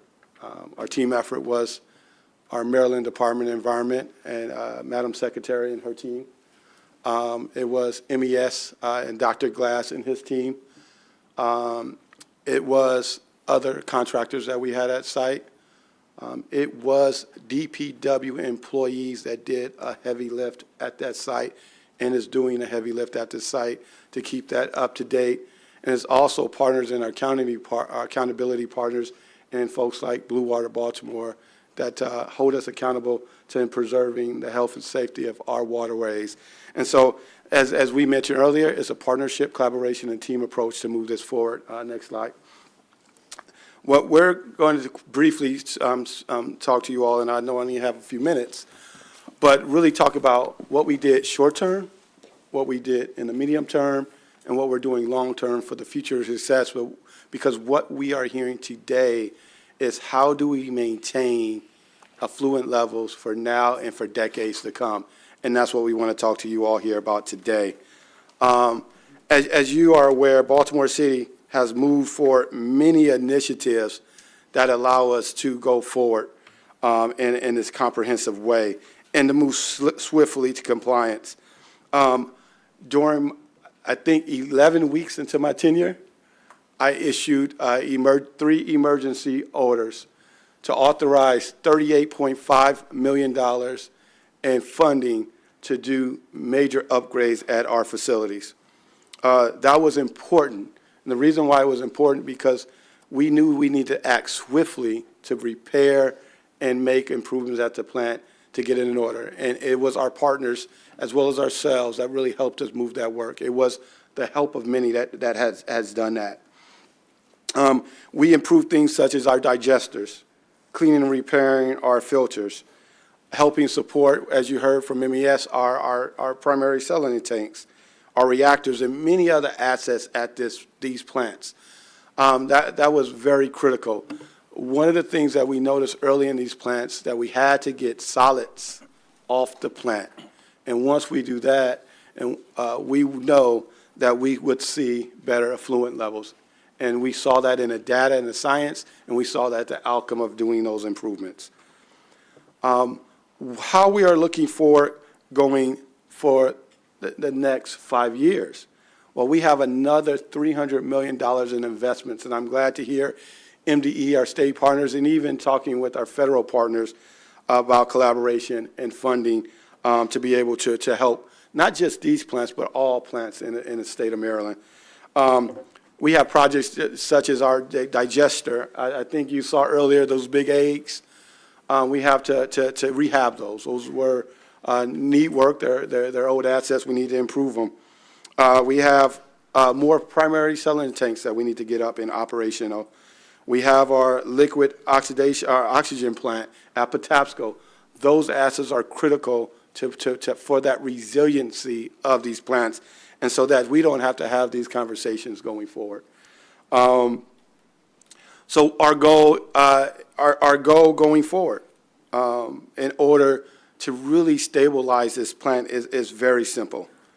We have to truly ensure that we have a programming team that focus on our solids handling, our asset management, and our proactive, preventative, and predictive maintenance. And that's our goal right now as the Department of Public Works, is to ensure that those things are happening. And we have started those programs about 6 months ago, and we are continuing to enhance them so that we don't have issues where pumps go down and we don't have the resiliency. One of the things, as many of you all know, I come from one bay to the other, and from California, from the San Francisco Bay to the Chesapeake Bay. And one of the things that we always will have at many of our plants, we will have down equipment. And the reason why we have down equipment is to do proactive and preventative repairs. And the other reason why we do it is we want to have redundant systems and redundant pumps, so if something do fail, we can cut the switch on something else. So our preventative maintenance program is absolutely number one. Our other program that we implemented about 6 months ago or 8 months ago is a compliance program and a safety program. We have created an internal compliance program within the Department of Public Works and a safety program so that we are walking our plants every day looking for places that we can improve and ensure that we're compliant. We don't want to just wait for MDE to come and do that. We want to proactively do that so that we can ensure that these plants are operating in a safe and reliable manner, and we're building up that program as we speak. We talk about staffing, recruiting, retention, and training staff. So training staff is really critical. So part of our staffing, I guess, our staffing approach going forward is in the short, medium, and long term, we look at an approach. Our short-term approach is simple. We're working with a contractor to do staff augmentation, to bring resources on so that we can manage these assets as we have the last many months. But the other medium-term approach, we have completed a comprehensive classification study of all the classifications within our water and wastewater systems, and we are now beginning to align those with markets so that we can be competitive in the marketplace, and so that we won't lose our team as we train and build them up into certifications. And then a larger approach, many of you know about our Be More Wise program. That's a workforce development program, bringing young folks from junior colleges, high school, in the Baltimore area, introducing them to this trade, training them, and really giving them a career in this space.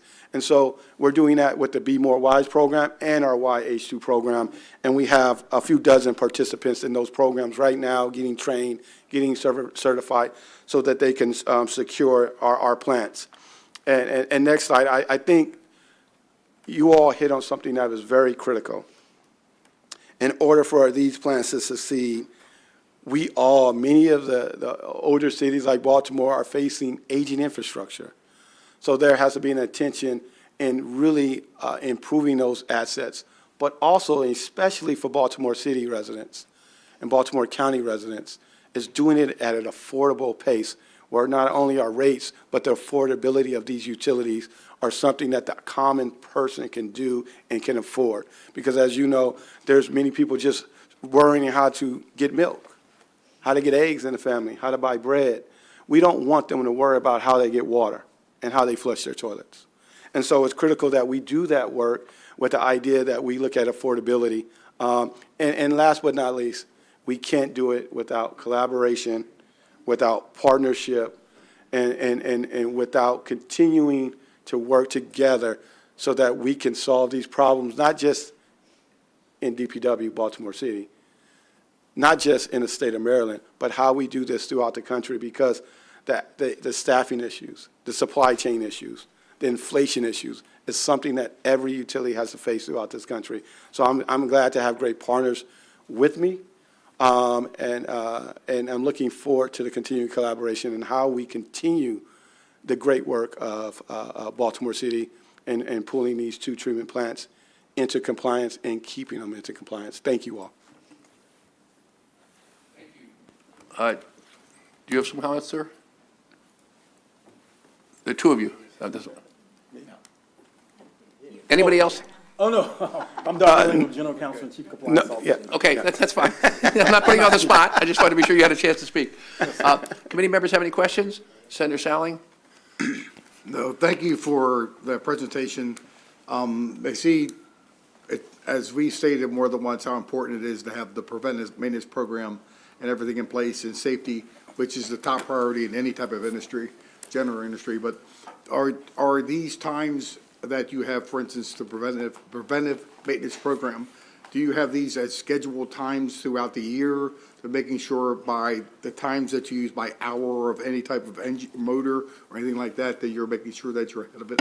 And I know when I brought this up one time before, and I think I saw you shaking your head about parts, and how important it is some of the things that you need to make sure you can run it the best way, efficiently. And a way is there ways that we can do this better and make sure that we're ahead of it, so we don't have to rob Peter to pay Paul at times, because that's what we've done before, but we just want to make sure it doesn't happen anymore. Yeah, there's a few ways that we can get better. Number one, you want to have, and especially as you know, the wear and tear of different assets, you know, in general, the frequency of that wear and tear. You want to make sure that you have the right inventory on hand. So as things go, it's not always ordering. You want to have things on hand so that you can make those swaps faster. We also, again, want to automate and begin further automation of those plants so that it works a lot more seamlessly, if you will. I think the last part for us, as far as making them run smoothly, is to continue to improve and do condition assessments. We know some of the new assets that were put in place, right? We want to make sure we preserve them for as long as we possibly can, but also some of the age assets. We want to know exactly what's the return on investments, right? If we have limited dollars, where do we want to see them so that we can see that better return on our investment? And we're going to get that by getting data. And we get data from our maintenance management system so that we know what's continuing to break. We use that data to make better decisions, right? And so that's what we're doing here right now in DPW. Continue to get more data. We're updating our system so we can even get better data so that we can be better decision makings on how we use those resources. Thank you very much. Thank you. Thank you. Senator Jackson. Thank you, Mr. Chairman. Thank you for the presentation. And I'll say this to your entire team. It's terrific to hear you all reiterate, as the Madam Secretary mentioned earlier, about your mutually beneficial partnership. That's what it's all about. I love the fact that you have the periodic assessments built in, your tiered comprehensive plans on your strategies going forward, your growing up of your future leaders and workers in your industry. So you spoke, Mr. Director, of a classification study, comprehensive classification study, and you were the first in the group, but I believe you all had that built in. Speak to the resources that you acquired to ensure that you had a proper comprehensive classification study. Is that totally internal? Did we help you out here in the state, or did your partners, or you all have something? Because I think that's it's vital that you have a true assessment of what you have and having folks in the right position and training them up. So, thank you. Thank you, sir. That's an excellent question. What we did within our classification study, first, what we knew is we could not compete, right? When we looked to hire operators, we could compete with some of our partners. So we worked with our internal human resources department, and we hired a firm that does this for a living, a private firm. They assessed our salaries. They assessed MES's salary, Howard County, WSSC, DC Water, Philly, East Bay Mud in the Bay Area. They looked at these major municipalities, and they said, how can Baltimore City be more competitive from a wage standpoint, from a recruitment and retention standpoint? And we received the results of those studies, I would say, about 3 months ago. So right now, we're beginning to implement. We're starting at some of our, most critical, urgent positions, with the idea that, number one, that we retain our talent so that, as Dr. Glass mentioned, they don't get their certification and then run somewhere else, that they get their certification, they are in an environment that they want to stay, and they're compensated fairly for their actions. And so we did that with a third party. Hopefully, by the end of this calendar year, we will begin to finalize that. And that's our medium-term strategy, is keeping and retaining and training staff, and then using our long-term strategy around workforce development to now infuse younger folks into that workplace so that we can create a culture where they want to stay, an environment where they want to stay, and so that now we don't have staffing challenges. Again, it will take some time, but that's the plan that we have here in Baltimore City. I appreciate that. Keep us in the loop, please. Thank you. Thank you, Mr. Chairman. Thank you, Mr. Chair, and thank you, Dr. Mitchell, for being here. And just to build off Senator Jackson's question, so ongoing, and I appreciate you triaging the most critical pieces of retention and the positions, will the increases be built into the city's upcoming budget cycle so that you'll eventually be able to boost everybody's positions and be more competitive with your peers? You're correct. Okay, Yes. and the mayor has supported, I assume, is supporting this all along? 100%. Wonderful, okay.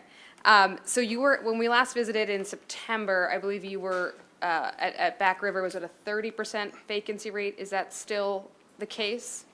Yes, so we still have a higher vacancy rate, and these actions are utilized to help stabilize that and reduce it. And the other key component, the short-term staff augmentation, Okay. bringing in folks that have licenses that can do that work, is our immediate solution. So again, so that we won't slide back and we have the proper staffing to do exactly what you're saying, maintain the plant, but also begin that preventative, proactive, and predictive maintenance. That's very helpful, thank you. And then the last question is, you mentioned automation, we've talked about automation as one part of the solution to these challenges, but I did not see it in your 3 to 5 year capital improvement list. Are you building that into that list? And if so, how much will that anticipated, how do you anticipate that much that will cost? We're still doing a study on that. We're in certain pieces of the process. We have already started the automation, but there's work to be done just to make sure that as the solids and the wastewater goes through our process, as many of you saw when you went to the plant, that we set up the automated portion of that where it works not only for Back River but Patapsco. And so we're doing the work to make sure that as we move towards that, we do it in the right way. Okay, and you live and breathe this in a way that we do not. So any guesstimate as to how much that full automation would cost at both plants? Are we talking $1 million, $10 million, $100 million? I don't have that number now, but yeah, it's in the millions and millions of dollars. Okay, Yeah. I'm sure the committee would be very interested in working with you on that. Yes, thank you. Thank you very much. Thank you, Mr. Chair. How many employees do you have? At the wastewater treatment plant? No, big picture in the agency. So DPW is a large organization. Right. We deal with solid waste, water, wastewater, and stormwater. We have about 2,800 in budgeted positions. And about how many vacancies do you have overall? We have about a 19% vacancy rate. 19% rate, so it's 20% of 2,800, so that's like 500? Is that the math? Plus or minus some. Plus or minus, okay, 500. And how many of those jobs require any college degree? I don't have the percentage of those jobs. Many are jobs, especially in solid waste, are laborers, are truck. I understand. I'd love to get that statistic, is what percentage require college degrees and what don't. And the last question, which maybe Senator McCray will do a deeper dive on, I believe you have an apprenticeship program. Correct. How many folks in that? Our YH2O, I think we graduated just this 2 weeks ago. I think 21 individuals, but it could be plus or minus. And then our Be More Wise program, we just started our cohort. Do we have that number? Well, you can get back to us. Yeah, I can get it, but That's fine. we have another more than a dozen folks in that cohort coming through as Terrific. well. Senator McCray has my proxy. Senator McCray. Thank you, Mr. Chair, and I just wanted to stay with the line of question that I asked the previous two agencies in reference to staff, and I think that some of it was acknowledged, so I just want to kind of repeat it so I can then get to the point. But MES talked about a 4% vacancy, and you talked about, let's say, 30% vacancy, and currently MES is at the facility right now. We all know that at that point. And those folks that are at the facility are making what we heard, incentivized pay, premium pay, the benefits are structured in a certain way, but the city is the one that pays that bill, correct? Correct. I don't believe MES has anybody on the plant as of January, but prior to that, we would reimburse them for those costs. So we heard from MES in reference to, while maintenance may not be pervasive across the board, staffing is one of the large issues across the board for all of these wastewater treatment facilities. But have, I guess, MDE in previous months, last year, did they come in and say that they're going to help the premium pay that you're going to be paying the staff or MES's bill? I'm not aware of it, no. That could be something that would be welcome from that standpoint, because would you welcome that, or I guess would the city welcome that level of help? Because at the end of the day, staffing is an issue, and we don't get to remediate it if we don't have MES there at that point, right? Yeah, we welcome all partnerships, both in any type of support, whether that be financial as well.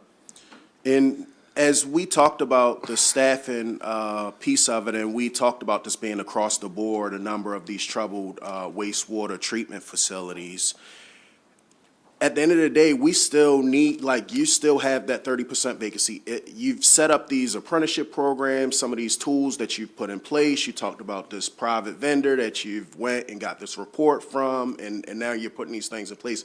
But that's not fully baked out yet, right? The state would be able to assist, or you wouldn't refuse any state help with staffing if it was to come your way?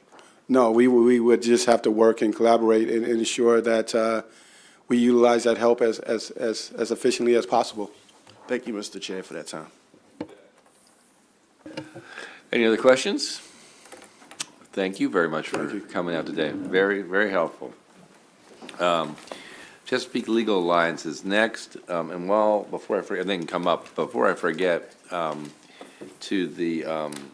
MDE, you had a thing on your slide about implementing early warning systems. Lee? Yes, sir.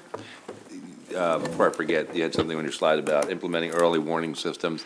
If you could just get with staff to give us a little more information about that, I'm curious. Okay. Welcome. Hi, thank you. Hi. Good afternoon. Good. I'm Angela Herron, Senior Attorney with Chesapeake Legal Alliance. I'm here today with my colleague Alice Volpitta of Blue Water Baltimore, and she's going to have a few remarks following me as well. So Alice and I have been working together on wastewater treatment plants in the Baltimore region for many years, and we really both appreciate the invitation here and the opportunity to speak with you. So Chesapeake Legal Alliance, my organization, provides pro bono legal services to individuals or organizations working to protect the Chesapeake Bay. And so as you may know, we are representing Blue Water Baltimore in a Clean Water Act enforcement action against Baltimore City for the many violations at the Back River and Patapsco wastewater treatment plants. So that case has been ongoing for over a year. And as you've heard, we are in three-way negotiations with DPW and Maryland Department of Environment to find a resolution. So I'm bringing up the case because I really want to make it clear that that is legally limited to the violations of the Clean Water Act permits that you guys are all well familiar with now. So the resolution of that case is likely going to address some corrective action items, as you heard Lee Curry speak about, and some potential penalties, but unfortunately it cannot and will not solve all of the issues that we are all facing with these two plants. So that is really the reason why I'm grateful that the legislature, and particularly this committee, is taking an interest so that we can all reckon with the full scope of challenges and develop a comprehensive solution for the Baltimore metropolitan region and the Chesapeake Bay. So I prepared a few comments today to touch on the current state of the plants, which you've heard about, as well as some impacts on the environment, and just a bit about the financial implications as well. So as you've heard, and we've seen really throughout the last year, DPW focuses on the fact that they are currently meeting their nitrogen and phosphorus effluent limits. And while that's good, it's really only a partial picture. every MDE inspection report in the last 2 years has described both plants as in non-compliance. Meeting one or more particular effluent limits does not mean the plant is in compliance. For example, the latest Patapsco inspection report noted that due to excessive PCBs in the effluent, a PCB minimization plan had to be submitted. Moreover, because of several operational problems, the wastewater treatment plant was not properly reducing nutrient pollution. The most recent report, discharge monitoring report, which is the self-reported monitoring of the effluent from the plant to EPA, showed a total nitrogen concentration in the effluent of 6.9 milligrams per liter, which is more than twice the enhanced nutrient removal levels that the General Assembly set for all major wastewater treatment plants. So this is an important point that I want to reiterate. That 6.9 figure is really unacceptably high relative to the state policy and the hundreds of millions of dollars spent to ensure that the plant could discharge at or below these ENR levels. But it's not actually a permit violation. So the Patapsco plant doesn't have a numeric total nitrogen concentration limit. That's an issue with the permit. We're not something that we can or are litigating, but it doesn't mean that it's not important. So we don't want to obfuscate the obvious problems with the plant. With regard to the Back River inspection, the most recent one, it found 6 different items of noncompliance. So lastly, it's important on this subject, it's not, unfortunately I still have more comments, so it's not my last comment. It's important to remember that because of the amount of excess nutrients discharged in early 2021, both plants far exceeded their annual limits before the year was up. So technically they were in noncompliance for every single month of 2021 after that.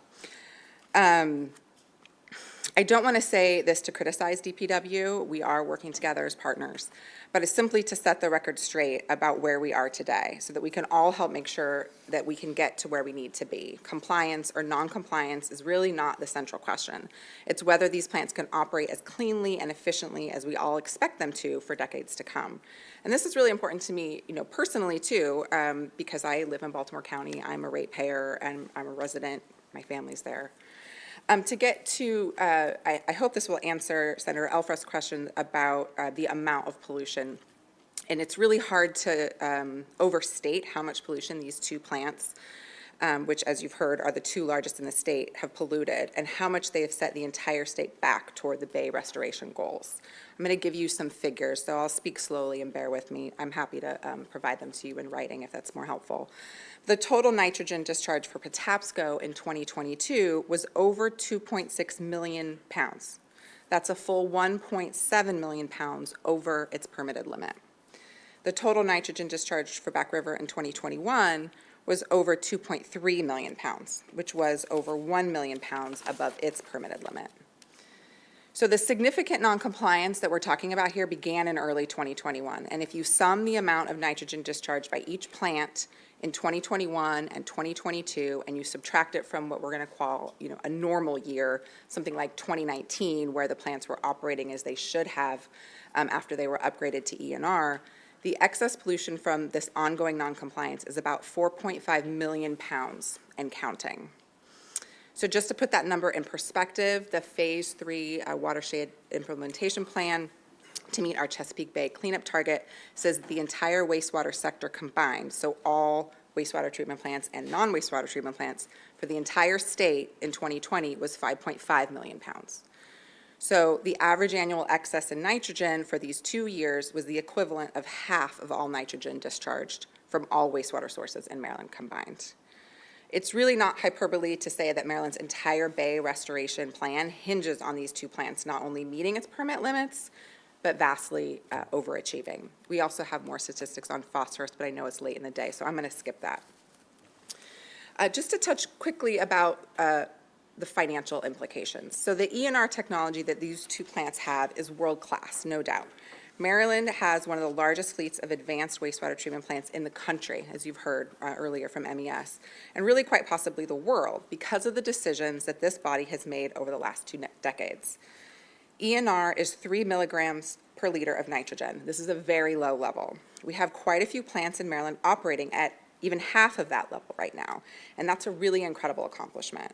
But we are really not seeing the environmental benefit of this technology because of the systematic failure to maintain and operate the Patapsco and Back River wastewater treatment plants. Now, analogy I often use, it's like putting a Ferrari engine into an old Ford with flat tires. You can't expect world-class performance in that situation. So we all know a great deal of public funds and taxpayer dollars have been spent to upgrade these facilities with enhanced nutrient removal. It's really difficult to account for exactly how much because the money comes from federal, state, and local levels and from many different funding sources. And because in Maryland, we're accustomed to thinking in terms of Bay Restoration Fund grants and the ENR level of treatment. But these plants need far more work than other plants. They needed far more work than other plants prior to beginning an ENR upgrade, and they need far more work now than other plants. So suffice it to say, the more than $1 billion for these two plants over the last 2 decades, and quite likely more than $2 billion just for major capital upgrades is for some smaller maintenance is a really significant number.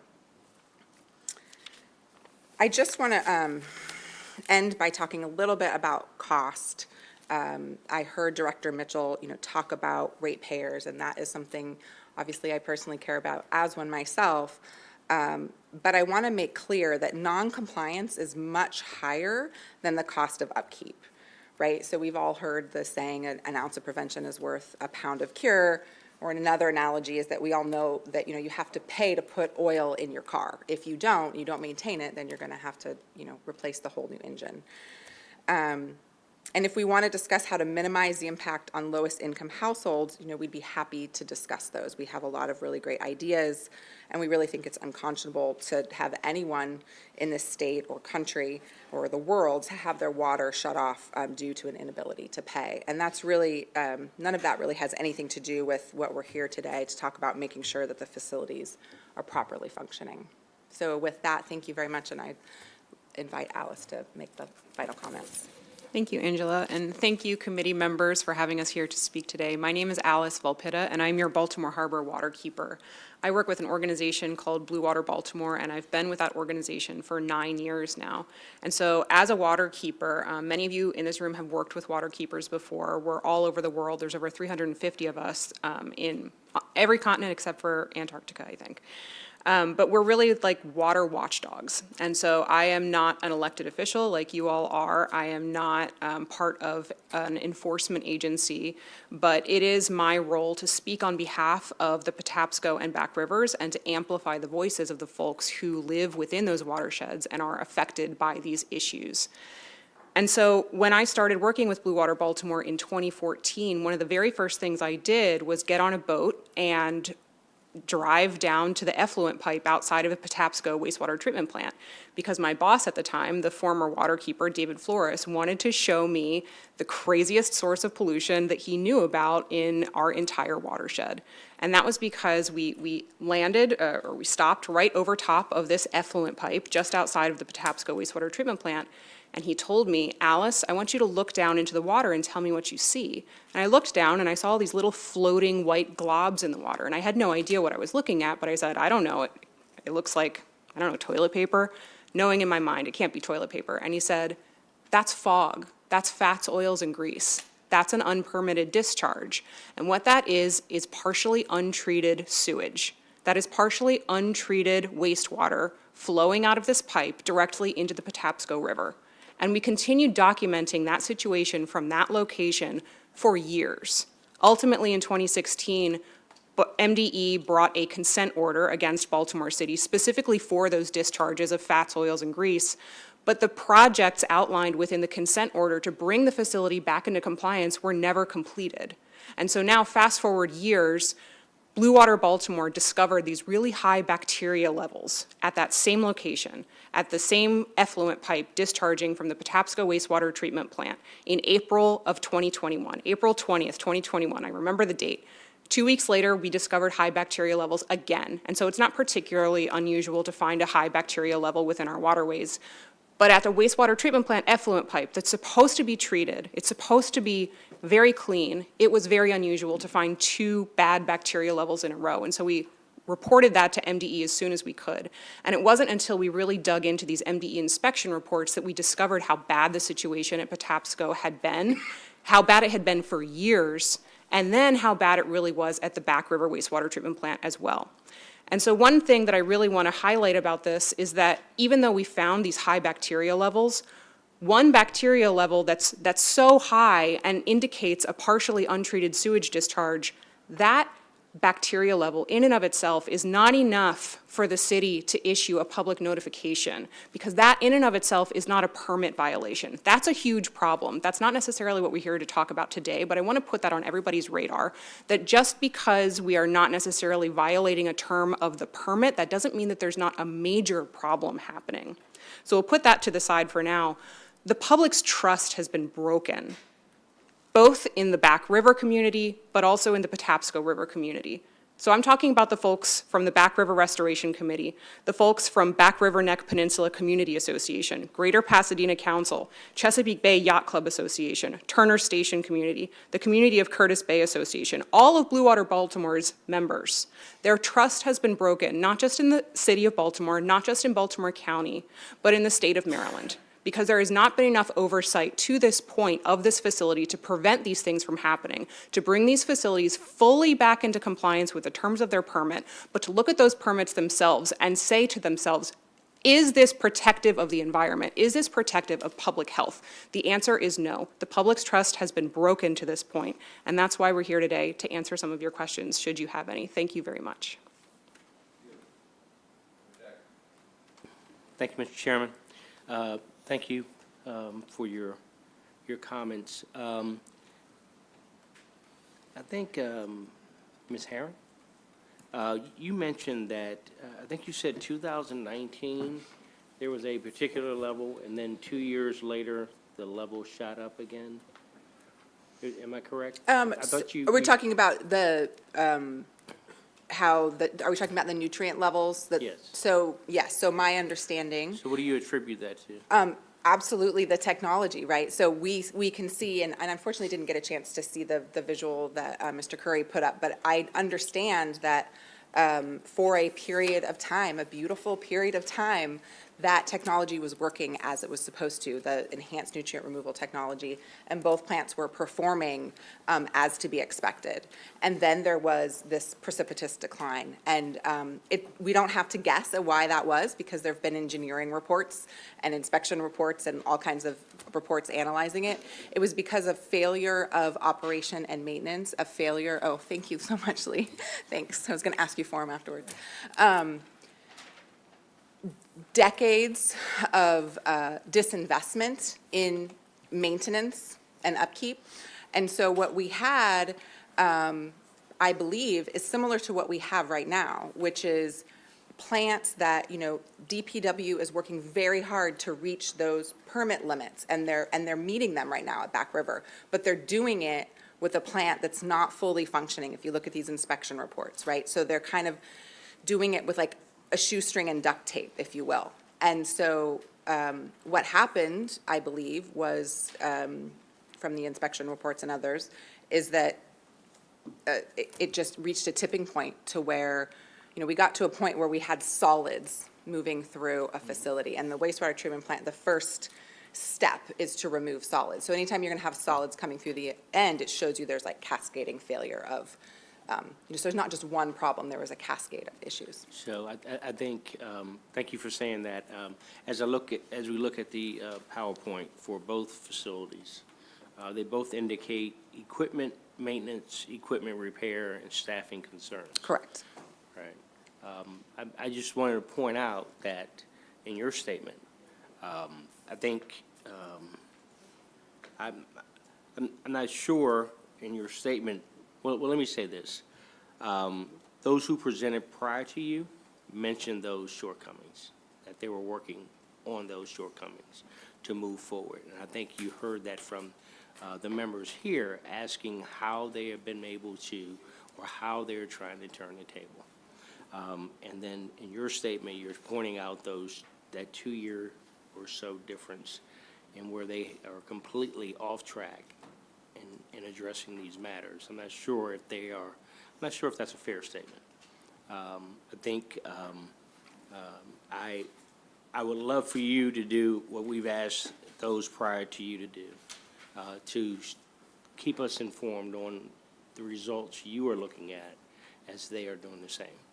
Because what I think I heard from this team was that they're working toward, along with this team, this committee here, to address the matter. And I think we all have to. And we all love our river keepers or water keepers. You know, I live in southern Prince George's, and we're down toward the mouth of the Chesapeake Bay. So all of this affects us all. So it's vital that we all work together Yes, absolutely. as we move forward. So I'm hoping that there's some synergy here and not something other than that. So thank you. Thank you, Mr. Chairman. No, thank you for coming down and talking to us and giving us this information.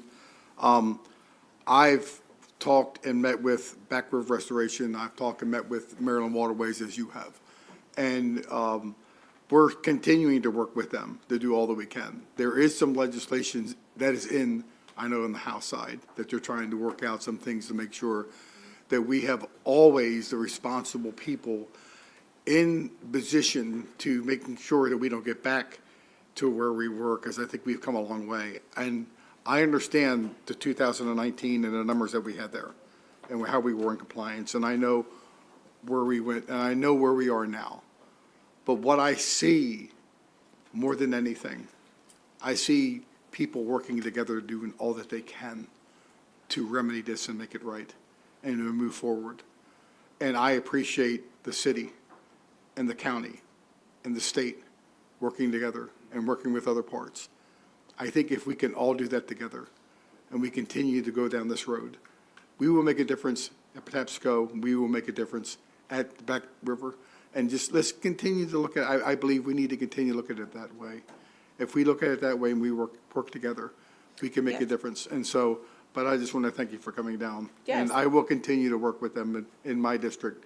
And we will continue to try to do all that we can to make improvements. I want to thank you. Thank you, Yes. Mr. Chair.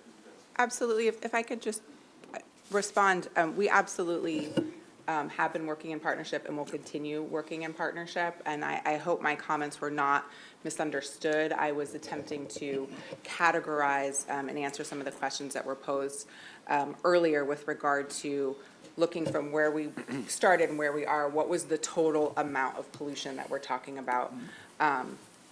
Both can be true. We had that amount of pollution, and I talked about it. At the same time, we are very much, we're meeting weekly. We're very much working towards a resolution and want to see one as well. Absolutely. And just to let you know, we knew, and it was brought out, not here, but the other meetings we've had, we were at a critical area, and we knew that, and we talked about that. But I'm glad we're not there now, because we've come to a place that we saw the problem, we continue to see the problem. But the greatest thing about it all is we're working together. Okay, Thank you. very good. Thank you. Thank you, Senator. Thank you. We appreciate you. Oh, Senator Benson. Yes, thank you very much. I want to go back to the lack of trust. That's very important to me. Could you tell me what you think the contributing factor is for the number of years that you all have spent trying to bring this to the attention of everyone? Is that because we have not solved the problem? Do you think that it is because there's a lack of staff? Or what do you think the contributing factor is for this? Thank you for the question, and I appreciate it. You know, I recognize that my comments probably came off as very fiery because I went. That's okay.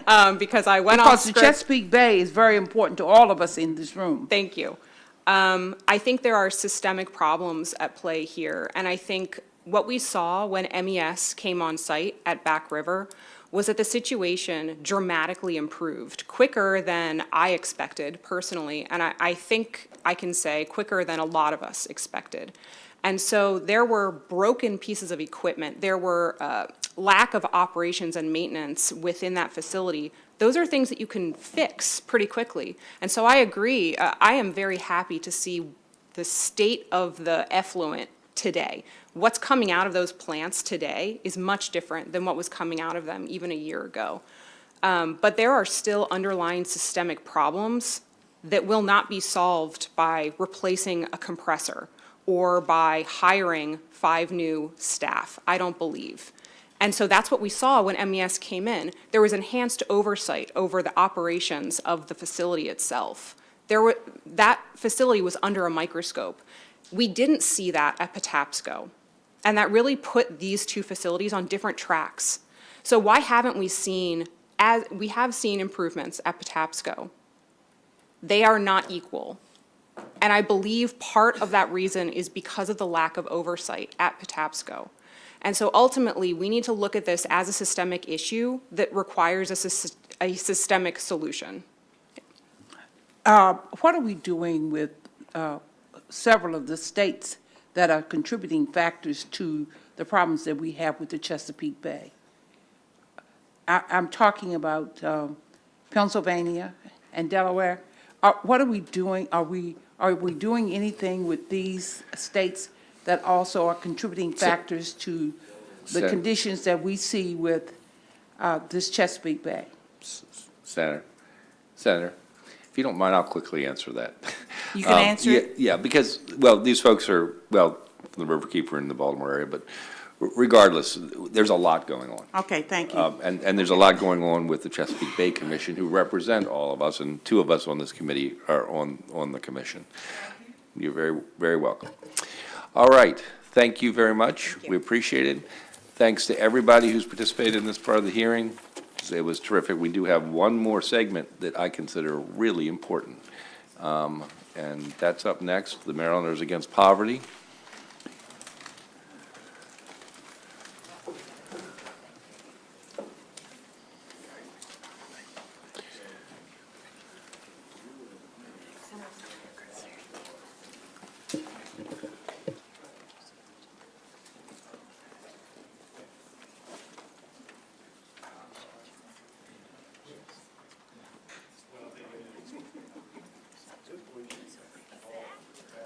So just so you know, everybody, we were going to have a little voting session afterwards. We're not going to do that.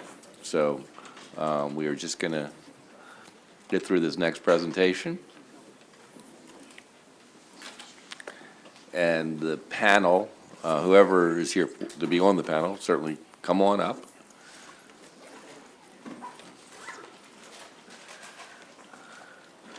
We do this presentation every year. It's one briefing that is consistent, because, at least from my perspective, and I know from others over the years, this is really important. You know, the new governor talks about leaving no one behind. And I share that, and I think we all have shared it for many years, that sentiment. You can just start off with whoever wants to go first and just go through, introduce yourself and go through the group. Chair Gazone? Yeah, and I apologize also for being so late. Thank you for sticking around. Sure, and we really appreciate this opportunity to speak to you all. And as you said, this has been an annual thing for many years, but really certainly important to us and certainly to the state of Maryland, I think, and governor and all of that. So I'm Mark Huffman. I'm the co-chair of Marylanders Against Poverty. As you might know, Marylanders Against Poverty is a coalition of service providers, faith groups, and other organizations that's been working together to advocate for statewide public policies and programs that help Marylanders that are living in poverty. It's over 30 years MAP's been working to address the key issues that are impacting low-income Marylanders and also to address the systemic issues that underlie, poverty.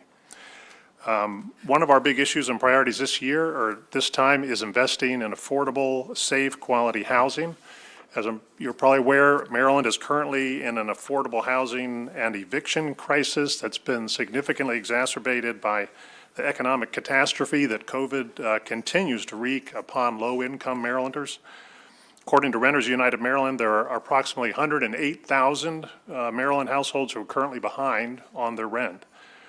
In Maryland, they estimate that a worker needs to make about $30 an hour in order to afford a fair market rent apartment with utilities, a 2-bedroom apartment. And that's more than 2 times, as you know, the new Maryland minimum wage. And those numbers don't add up, and COVID has made it certainly significantly even worse.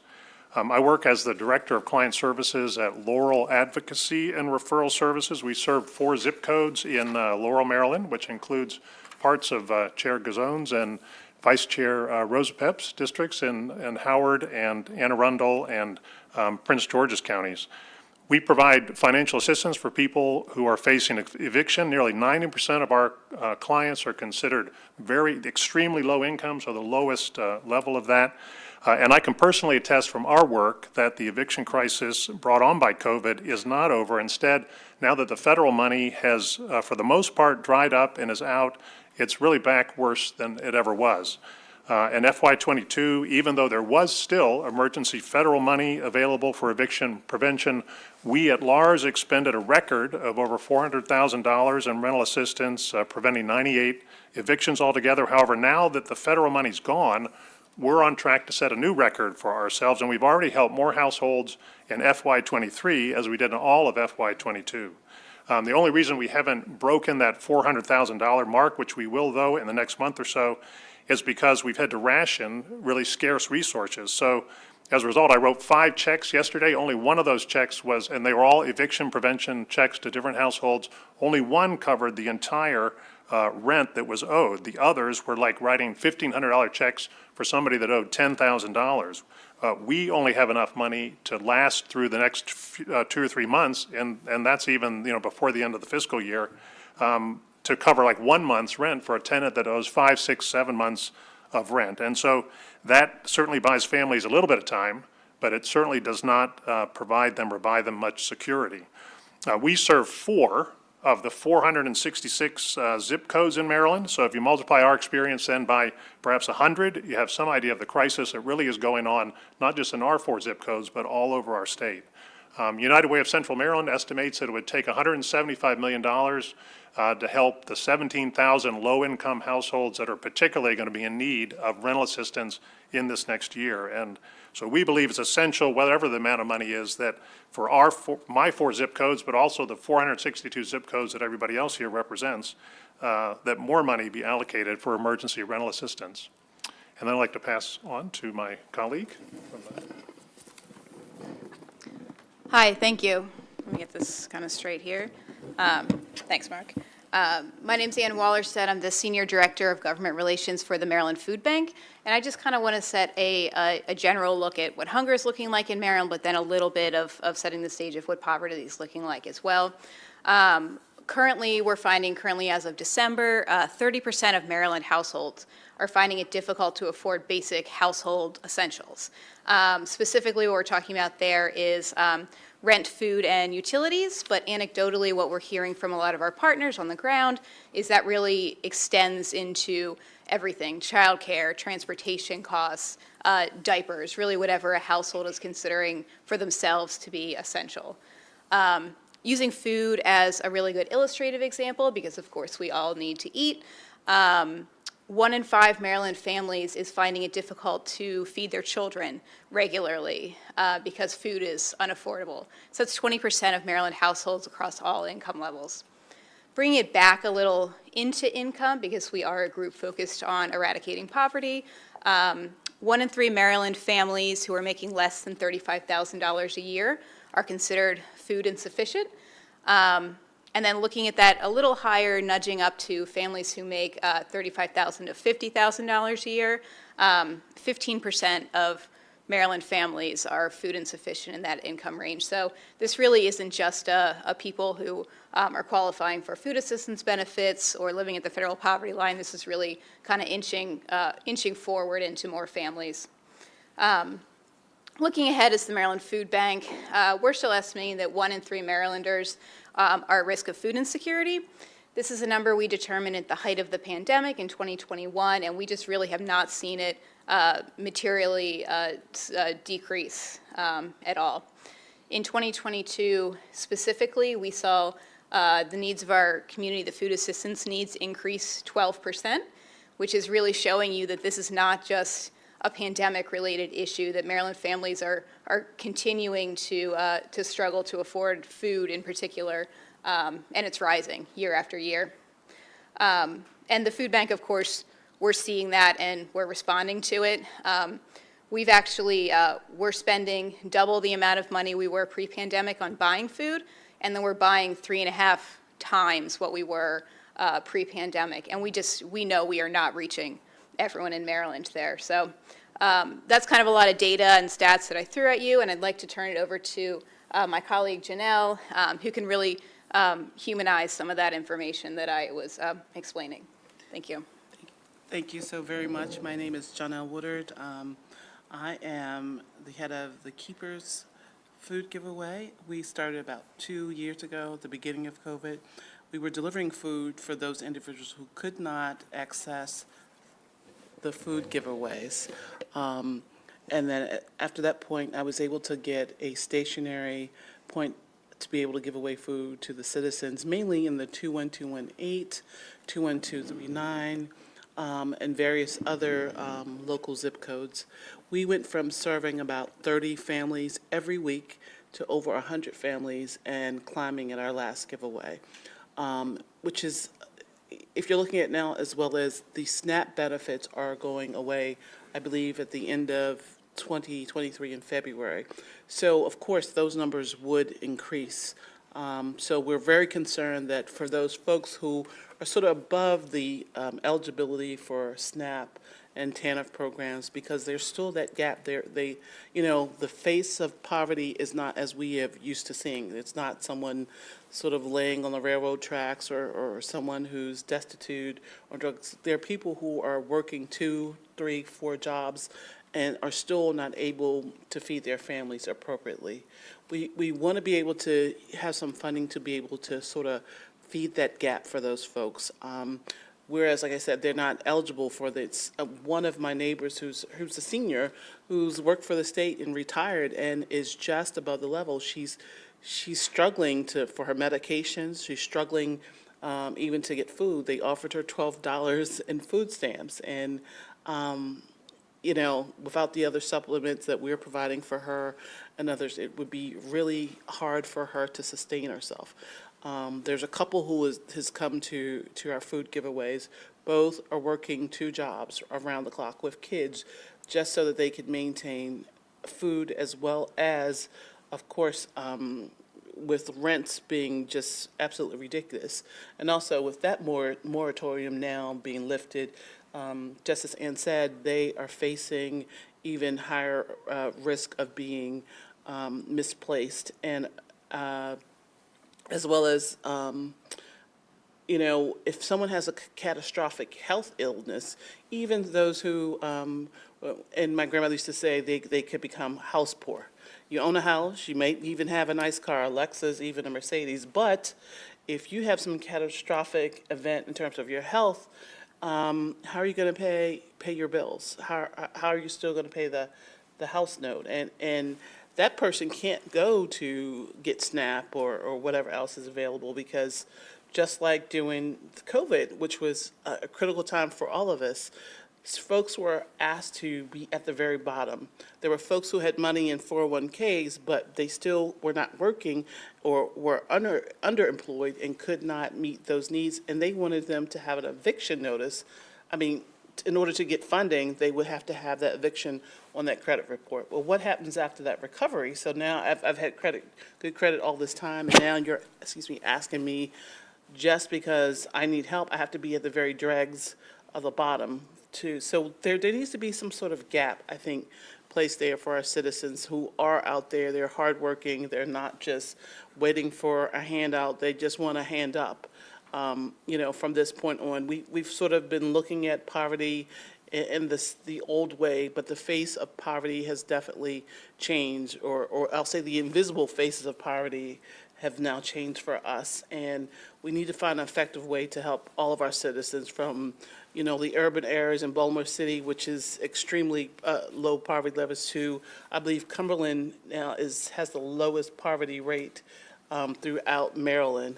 So it's not just in the urban areas, it's in the rural areas as well. So I implore you to just think about ways that we can get more funding out to organizations such as us represented here so that we can meet and reach all of our citizens' needs that are, looking for some assistance and help.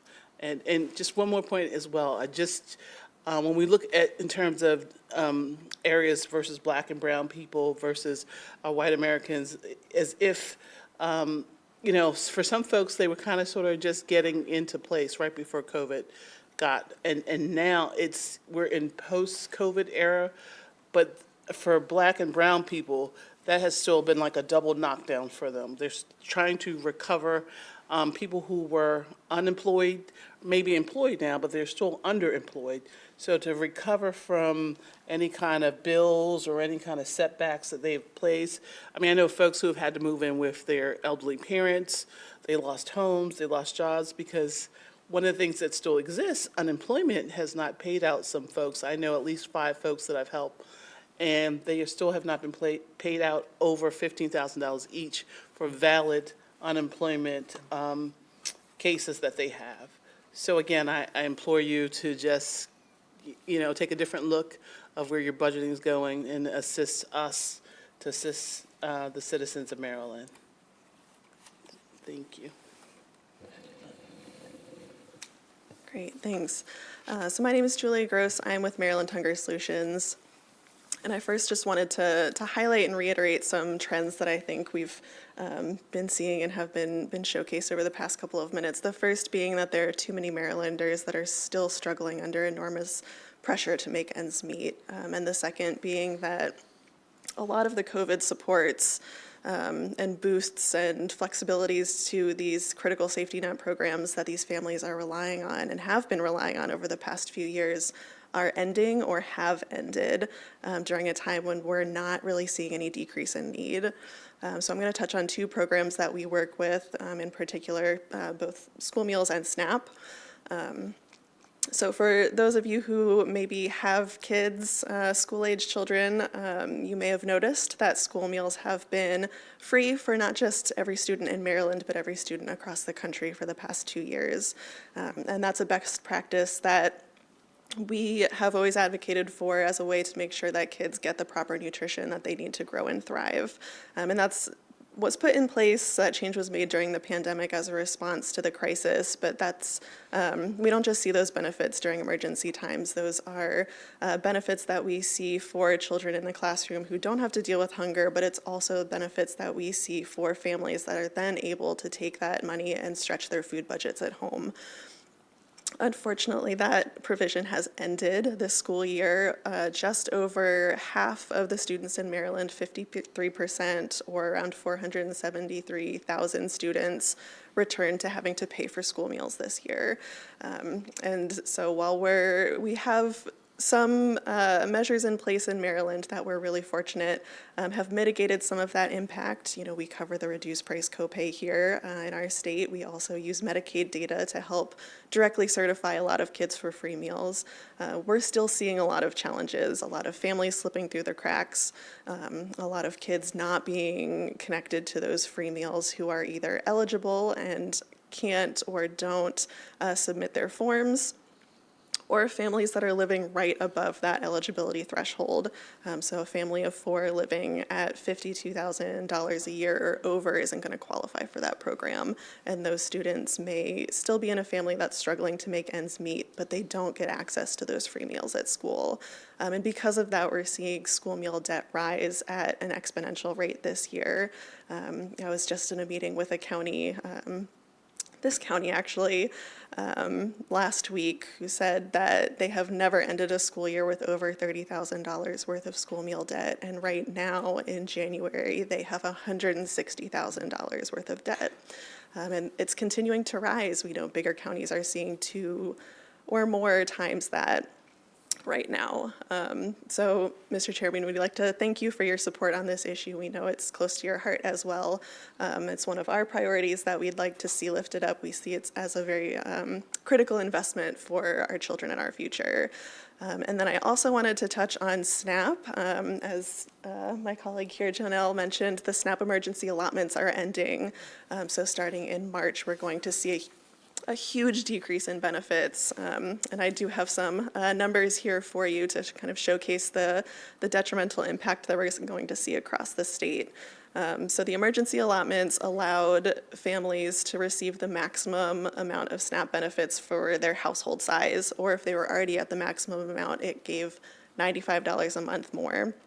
So once that end hits, 350,000 households in Maryland are going to lose those benefits. And so what that looks like for an individual, the average is going to be about $95 a month that they're going to lose. For a household, it'll be about $173 per month in SNAP benefits. And what we're seeing and estimating is that older adults are going to have the most impact on them because they tend to have a little bit higher income.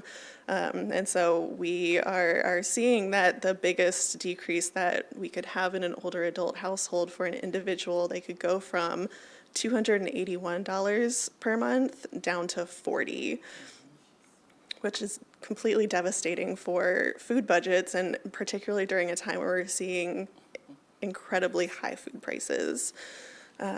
So altogether, overall, that's going to account for a $76 million loss per month in federal benefits coming into Maryland, which isn't just going to impact the individual families that are losing benefits, it's going to impact communities as a whole. So I think that leaves us with a couple of questions. First being just how we're going to see those families through this time where they're going to have that devastating loss of benefits, and how they're going to continue to make ends meet with such a drastically cut food budget at a time where food costs are higher than ever before.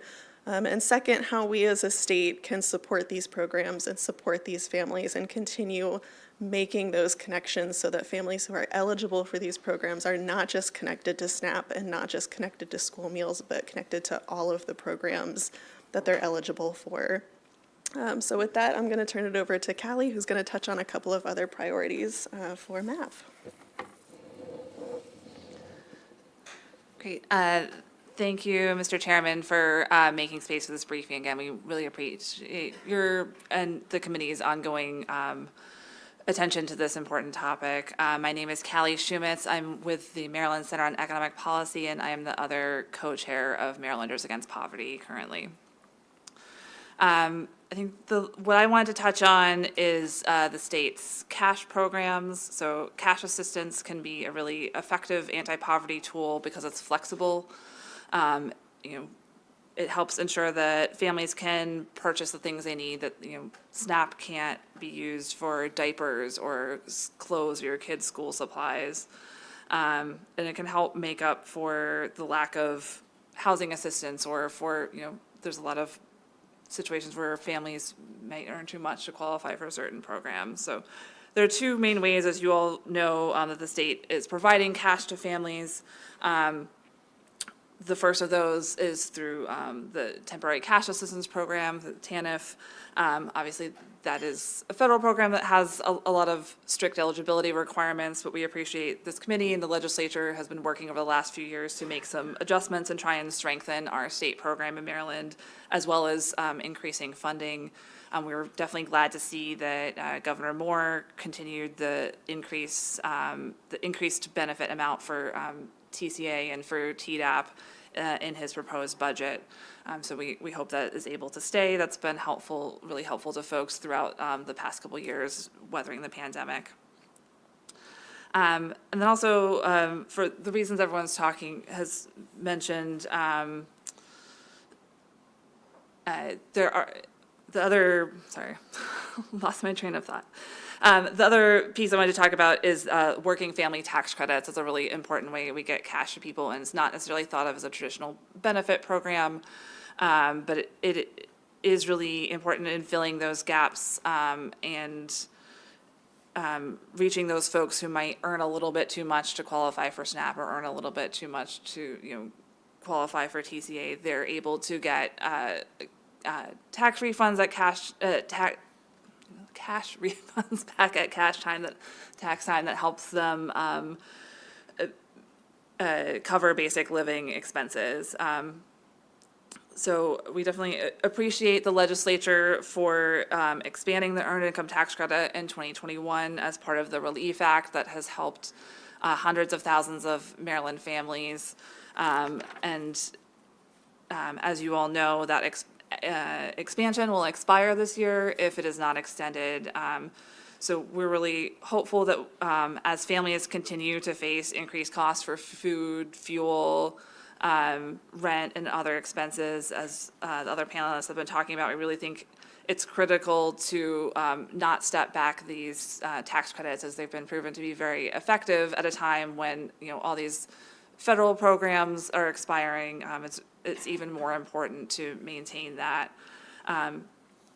And we also thank Senator King for your work on the child tax credit. We did also in 2021 establish a very modest but a starting place for a state child tax credit.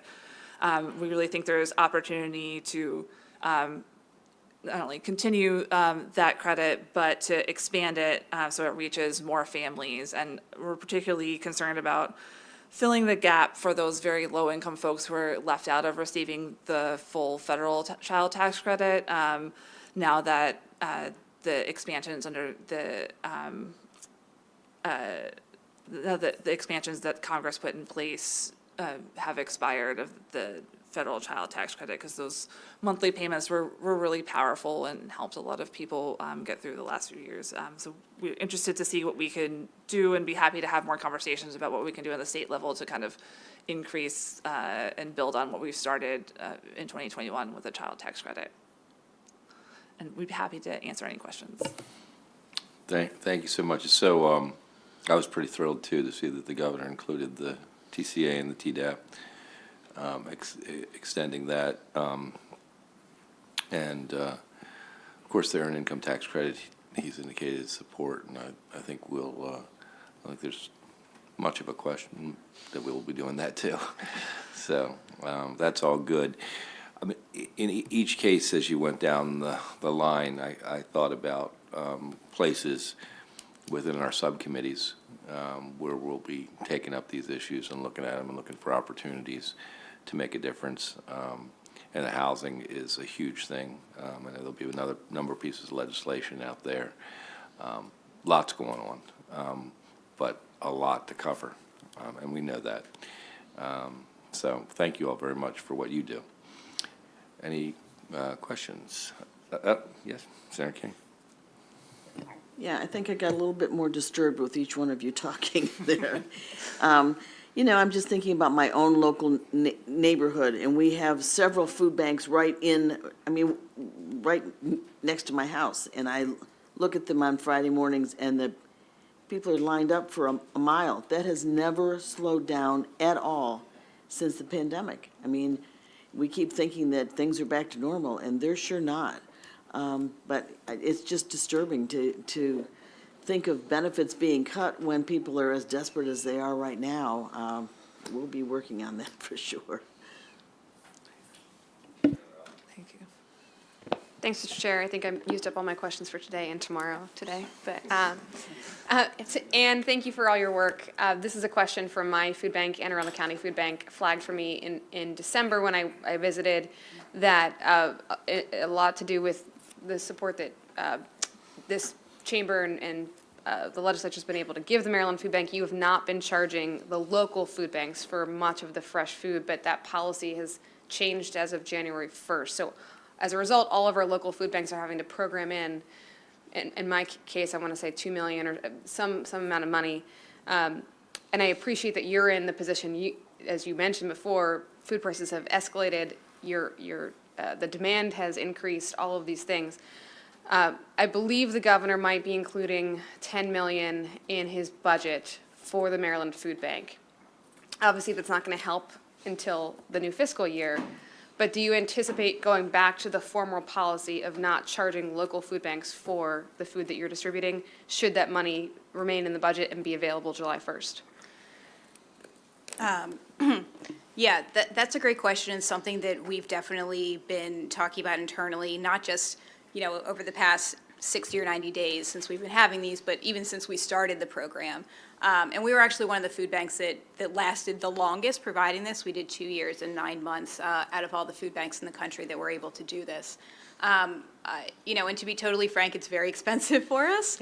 It costs us about $1 million a month to be able to provide that benefit. We, at this point, have no plans on going back to the full program to the extent that we were able to do it before. And again, just to be frank, a lot of that's because the pandemic era funding that allowed us to do that, most of it coming from those federal programs, right, we've spent through, which is a good thing in their intent, but at the same time now we're stuck with this. So internally what we're doing is we're trying to have conversations about how we can be supporting our partners in communities, whether that's maybe subsidizing certain areas, subsidizing certain foods. We're continuing, as we've always done, to provide produce, for example, at no cost. That's always going to be free. That's going to remain. So we're still having a lot of those internal discussions. But to answer your specific question, we don't have plans at this time to go back to the full program, and solely due to the lack of funding to be able to do that. Okay, thank you. Sure. Thank you, Mr. Chair. Yes. On behalf of the people who don't say thank you, I want to thank you all so much for what you're doing for those who can't speak for themselves. Just this weekend, we spent Saturday pulling together socks. We have children who don't even have underwear, coats. And on a daily basis, we have to feed children and parents, evictions, and this is real. I never thought that I would live to see the kind of circumstances that we find ourselves in, not only in Prince George's County, but the state of Maryland. We're in a zip code in Prince George's County where we don't even have a grocery store. We don't have a doctor's office. The bank just closed in one of the lowest poverty areas in Prince George's County. We're working as hard as we know how to convince the council and the county executive and everyone that that is unacceptable. Because there's a direct correlation between poverty and the education of our children. And so if our children are in poverty, there's no point in us talking about funding education. So I really want to say thank you all for the work that you do. The sleepless nights, the times that you have to go off and cry, I understand all of that. Been there, done that. So I want to thank you for what you do for those who can't speak for themselves. I think that's what we need to end it on. Thank you, Senator. Thank you all very much. Thank you all. Thank you. And we do have handouts with our priorities and some poverty data on it that will come run around real quick. Terrific. Thank you. So we're not going to have the voting right now. Just going to save that for another day. But thank you all for hanging in there. Thank you. It was a good day. I think it was important stuff that we handled today. And there'll be follow-up work on some of those things, obviously. Have a good night. See you tomorrow.